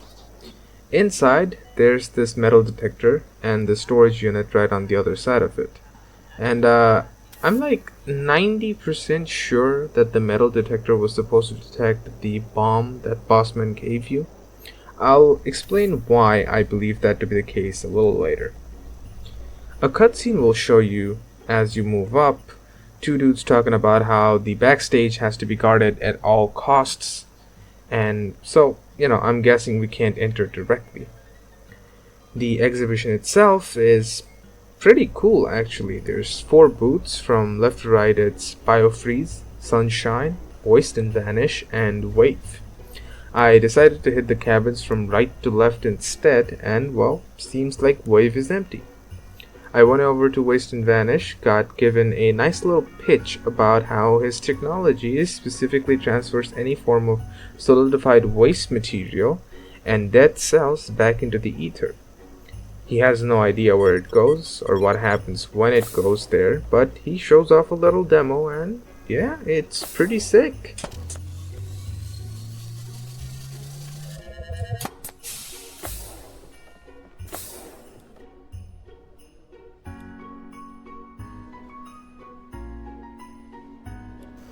The twist is, though, whatever he discards, for whatever reason, gets recombined back into the teleporter in the 4th booth. Very interesting. The company rep for Wave shows up at this point, praising his own genius and clearly happy about the situation, despite not understanding exactly what is happening. I went over to talk to him now, and his pitch is basically that, well, this is an invention that just makes things out of thin air. How? No clue. Why? No clue. Just does. I mean, we know the details. They don't. He does mention, though, that the judges aren't really paying much attention to his booth as much as they have the others, and you can suggest to help out with that. Here, you can change both the logo and the name, and depending on what you do, the judges will have a sort of preliminary reaction to that. I decided to check out all the different variations, and eventually the name Cube Technologies, paired with whatever disintegrating cube logo seems to be, has done the trick. The judges immediately declare Booth 4 the winner, and they take away the teleporter backstage. For us, this is very convenient. Now to figure out how to kill ourselves. After Booth 2, you'll see a guide giving out free ever teddy, quote unquote, to whoever guesses the number of squeeze balls inside of the little canister thingy. To make it simple, there's supposed to be 300 balls in that box off the left, but one of the balls is inside the box. There's 3 scattered across the booth 2, and one more off at booth 1 for whatever reason. So the number of balls in the canister is 295. I won the contest, got an ever teddy, and ripped it out immediately just to find a little battery that has the same label as the Lyme's power cell. See, I think that what was meant to happen initially was you would bring in Bossman's bomb, get it passed through security, and it would seem like it's not being passed through security. You would find out that the power cell is causing it. You would put the power cell in the little container thingy, and then you would get this new power cell and then reassemble the bomb back in. But we're not shilling for Bossman now, are we? Booth 1 is our main stopping point, however, that shows off this advanced cryostasis technology, where if you take one pill, you can go into cryostasis without the need for any machine. The finished product is supposed to let you customize whatever you want, but right now he has trial pills that only really works for a minute or so. You seen the plan? I went ahead and asked Booth 3 to do the demo myself, stepped into the chamber, ate the cryo pill, achieved cellular death, got disintegrated into the ether, and reintegrated into the teleporter. And voila, we're at the back rooms. I have so many fucking questions about this. Fuck. Do the items come back in the same exact way they were disintegrated? Do multiple cubes ever mix or match between their content? Why does it keep the same molecular structure to the absolute T? Is this Thomas Welmo the same Thomas Welmo that got disintegrated? And it seems like I'm the only one that has these questions, since Thomas is just focused on the mission. Anyways, you can just pop the sabotage machine thingy down on the engine thingy and then just walk out. The guy at the door doesn't question you, he doesn't go back inside, just yells at you for being there, and you can just carry on your way.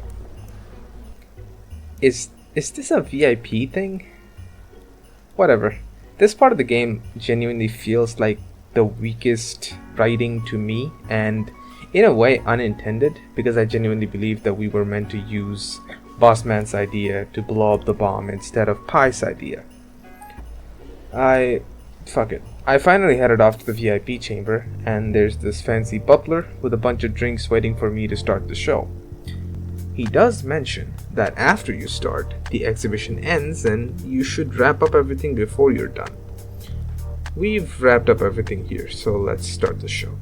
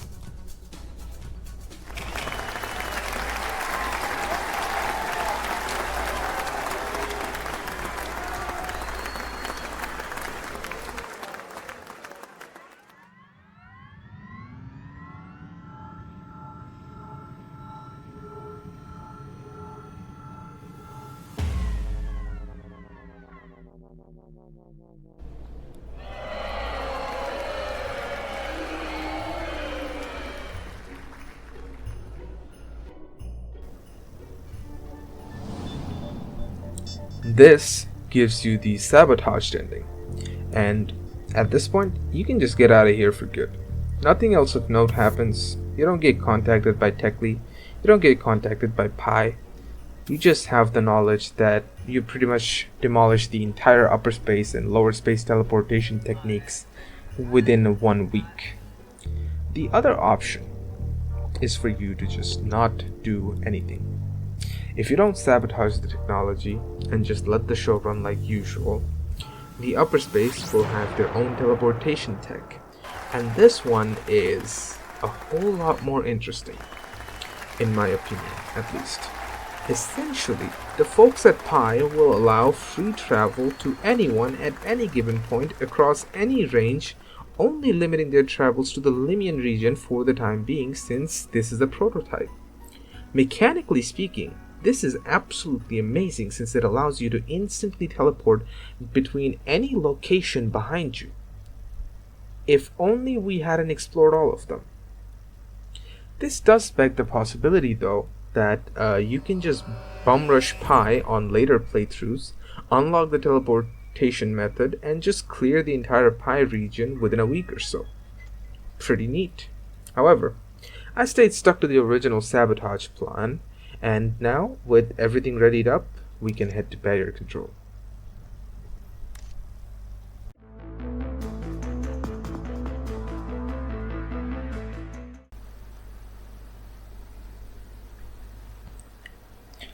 At this point, we've only really got a couple of places left: the Grand Central Junkyard and barrier control.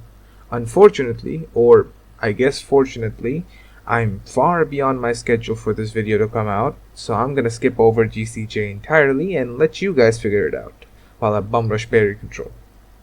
The game at this point is very straightforward. We'll get hailed by a Union fleet, Thomas is gonna say some corny bullshit, and then we fight. Of course, we're gonna win. After that, we can enter without a hitch.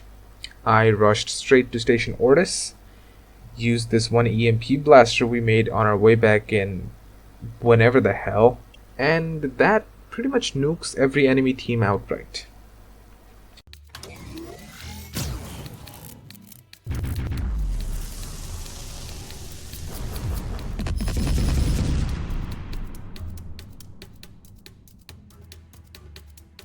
This has its own set of issues though.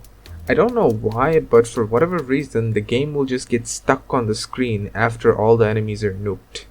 You can just revert back to the earliest save and do it again, and the bug is suddenly fixed. I don't get it. Anyways, you save your wife, she loves it, you flirt a little, then she tells you to go save the Earth, and after this point, I just kept rushing the other outposts and finishing up the combats one by one. I'll skip to the end, but not before this little encounter.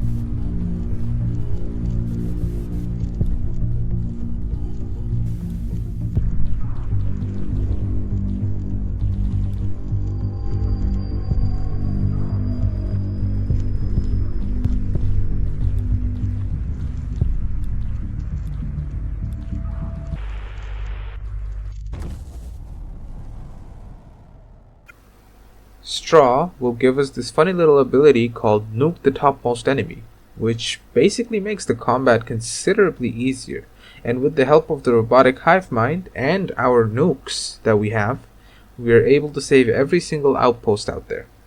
At the end, we stop at Earth, contact Erebus Station, and meet our worst enemy ever. Bureaucracy. Somehow, some way, you manage to push through, and you land on Ohio.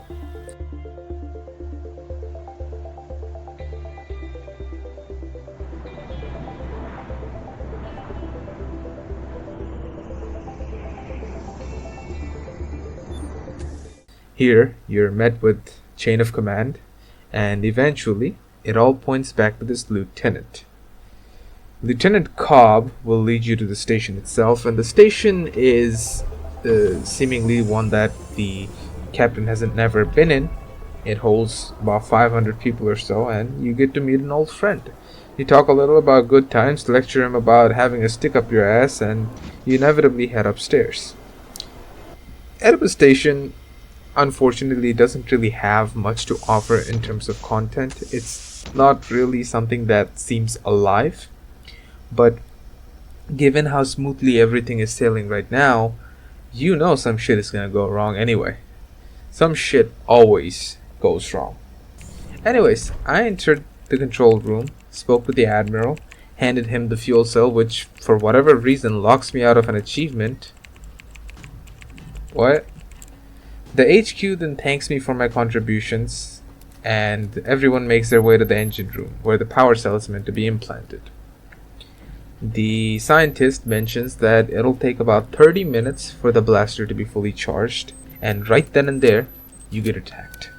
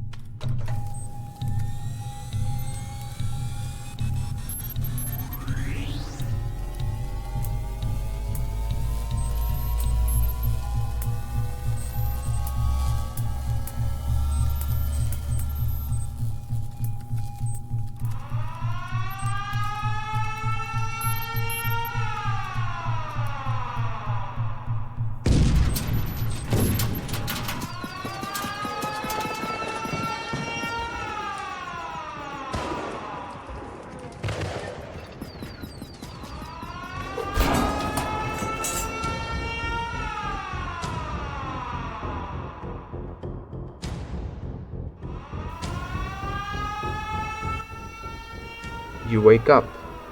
Everyone is dead. There was a huge fight. Somehow, someway, you're left alive, probably because, you got knocked out earlier. You can try to head back into the control room once again, where you'll see General Evelton. Fuck's sake. Let me swap to the shit mic real quick.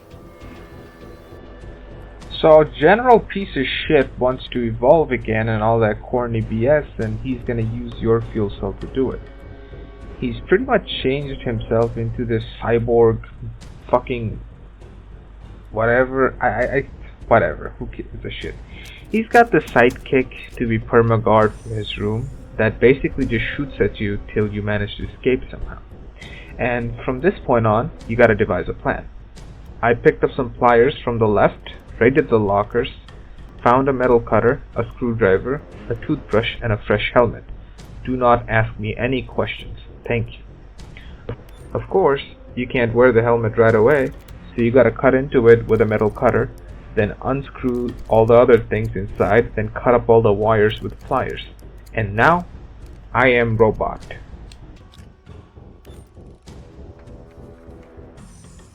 You can now enter the room freely without the robot shooting at you and try to convince him to go away. He simply won't unless he gets the higher-up's command. Luckily for you, the higher-up is just the same type of robot but with a red strap around his head. You find that out from outside where you see one of the dead dudes that is in the commander's position. There's a dead human off to the left of the control room with a red bandana on his head. I walked out, wore the bandana, walked back in.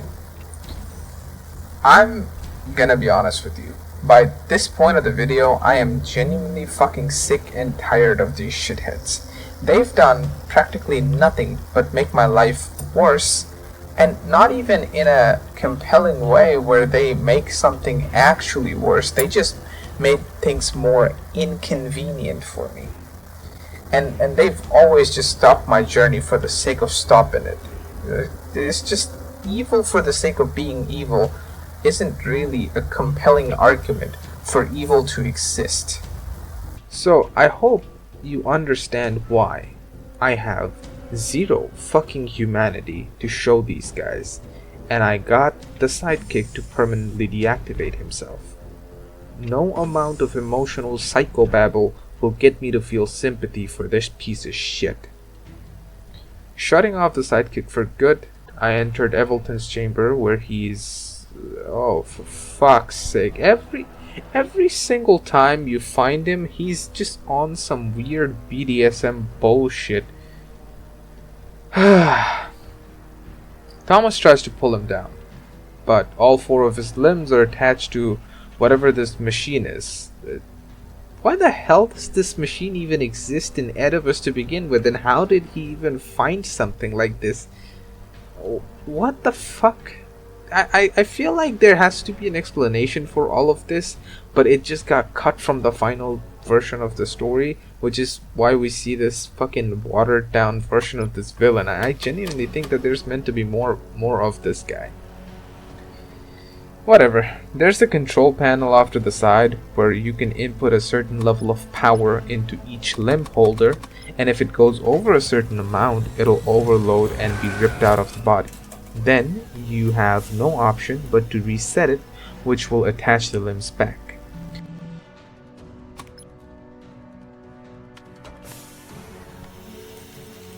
The limit here is pretty much 6 power bars for the first one, all the power bars for the second one, 2 power bars for the third one, and 4 power bars for the fourth one. Then you can go to the left once again and hit the power surge button, overloading 4 limbs at once, and press the center button and you bring him down. It is at this point you'll find General Evelton at his most vulnerable, and well, it becomes clear why he's doing all of this. The man grew up beaten, despising humanity and everything to do with it so much that he sought to destroy everything. Eventually, his goal was to infuse the power cell inside of himself to keep all these prosthetics going and pretty much become God.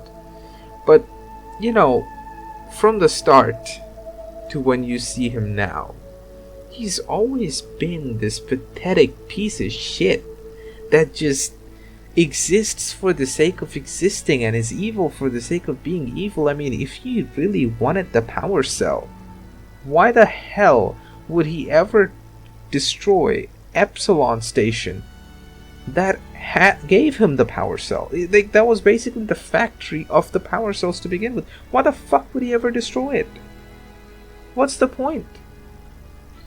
Then comes the issue of like, okay, you're changing all the different limbs with the fucking metal prosthetics like Johnny Silverhand, but why the hell do you have to crush your own limbs for it?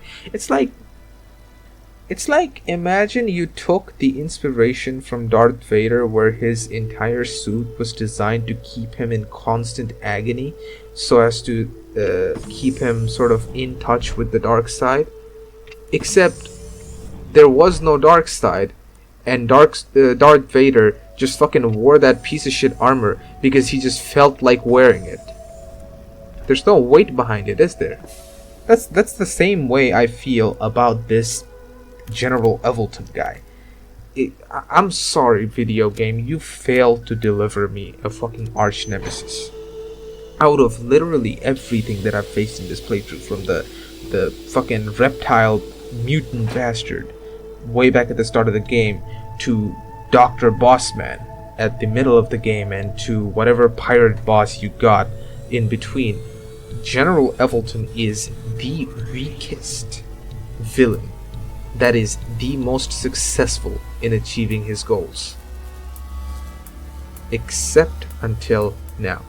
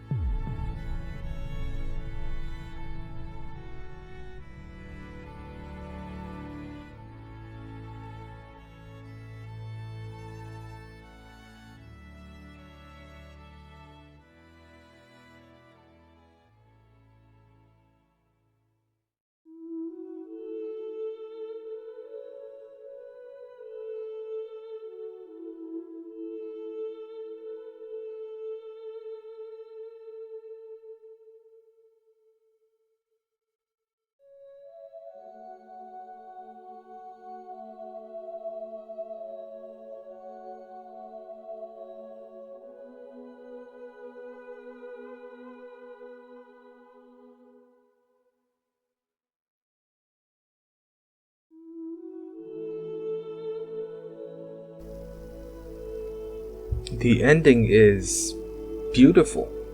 Even more so when you consider that each outpost was a fundamental part of the planet's survival, and with each one destroyed, the planet faces astronomical, and I mean that quite literally, astronomical catastrophes. So much so that the Rush ending is genuinely not even worth doing if you actually cared about Earth to begin with. In order, Outpost Rembrandt is responsible for all the economy in the region, so having it destroyed leads to Space Fleet down into a complete financial ruin. Outpost Eden holds 30,000 civilians, so obviously the destruction of that has a massive hit on the population as well as the morale of the region. Outpost Terra is the producer of all medical supplies, and so the destruction of that leads to an abysmal rate of casualties and lack of treatment afterwards. Outpost Eastern Promise, however, is probably the most devastating, where dromium is produced. Given that it's a highly concentrated and reactive material, the destruction of that, well, you can see right here. Last but not least, Outpost Ortis. Your wife's in here. I mean, yeah, you can have Thomas cheat on her, so maybe you can play a guy that never really gave a fuck about his wife in the first place, but come on now. In the end, you get shown a nice little cutscene of all the decisions you've made so far and get given an arcade-like score based off of how fast you finish the game and how many outposts you've saved. This feels like a sort of a cop-out to me, because I genuinely think that given the state of the development, these guys just kind of rushed the ending, which is kind of a common case scenario with a lot of these indie titles, where you'll see the entire story being really, really good, and then the ending just kind of feels off. Which, it is what it is, Not everyone has years upon years to develop everything. But if you manage to get the fuel cell to Earth, you will get the quote-unquote good ending one way or the other. The Sunblaster itself is so damn far away that, honestly, even on a pacifist run, I can't imagine myself ever losing the race to it. Anyways, let's talk about the story, shall we? The overarching plot of the Captain is extremely simple and rudimentary. You get shot out into the middle of nowhere in space. You have to find one fuel cell, and one fuel cell only. You have to go back to Earth, and you have to save Earth by any means necessary. Now, everything in between is, I think, what the game's real strength is, all the side quests. And given the fact that the side quests is not really tied to the main story, is something that I genuinely believe to be an absolute huge strength of the game, because they have managed to put a level of depth in the little stories that not even most AAA titles can ever even afford to do throughout an entire campaign.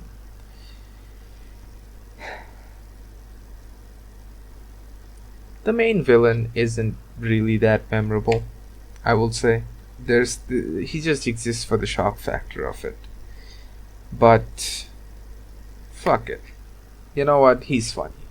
What makes me care about the sub-stories so much is that it truly understands what it means to play an RPG. For the most part, playing an RPG has been diluted down to things like a leveling system, or skill points, or perk points, or weapon classifications, or faction alignments. So much so that we've forgotten that the core of an RPG, a role-playing game, is to play a role in a video game. And to be honest with you, every single side quest has a litany of visible and invisible choices that, if you bring them together and see how many combinations they can ever make, it is absolutely amazing that you can shape Thomas's character in ways that would probably no one would even think of doing. And that's the fun part about the story. You know, we get to see a lot of different things. We get to see tragedy, comedy, loyalty, betrayal, greed, lust. We get to be a catalyst in returning the hope to an otherwise hopeless society or the ruin of a hopeful one. We get to blast through our way in space, killing anyone and everyone without care, while at the same time nurturing whatever little we can find is worth caring for. And the best part? You have to be completely involved in those decisions.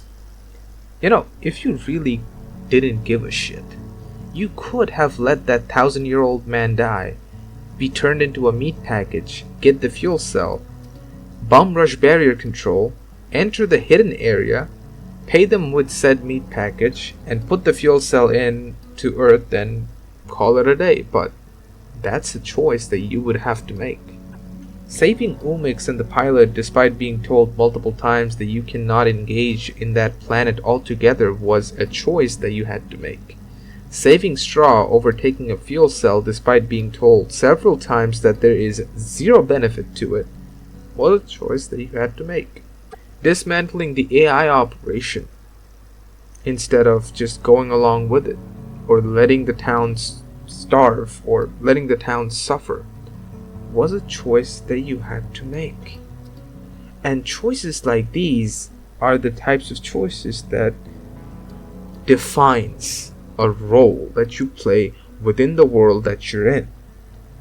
And honestly, for that, and that alone, I think it is one of the greatest RPGs ever made.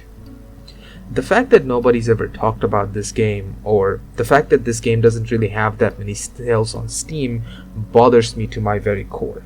If you have it in you, please go ahead and buy the game on Steam. It was made by only 2 people from Sisiak Games, and the fact that these guys have managed to pull off such an amazing level of craftsmanship, both in environment design through fucking pixel art of all things, is amazing. And mind you, all the sound in this game, all the soundtrack in this game, which is absolutely amazing, is from Kevin MacLeod, the fucking no copyright sound guy. I genuinely want to thank the people at Sisiak Games, the fucking bastards that have made this thing, for giving me such an amazing experience back in 2022 when I first claimed it for free on Epic Games, and now that I'm making a video on it all over again. And if you found it in you to care about this video and you enjoyed it, please hit that like, comment some shit, and subscribe. I don't have any established following, and this is one of the many projects I intend to take on as I jumpstart my YouTube channel properly. So any amount of engagement, even an unrelated comment, will help out a lot in terms of my personal motivation and the YouTube algorithm by a lot. I hope you have a good day, evening, or night, and I'll see you on the next video. Peace.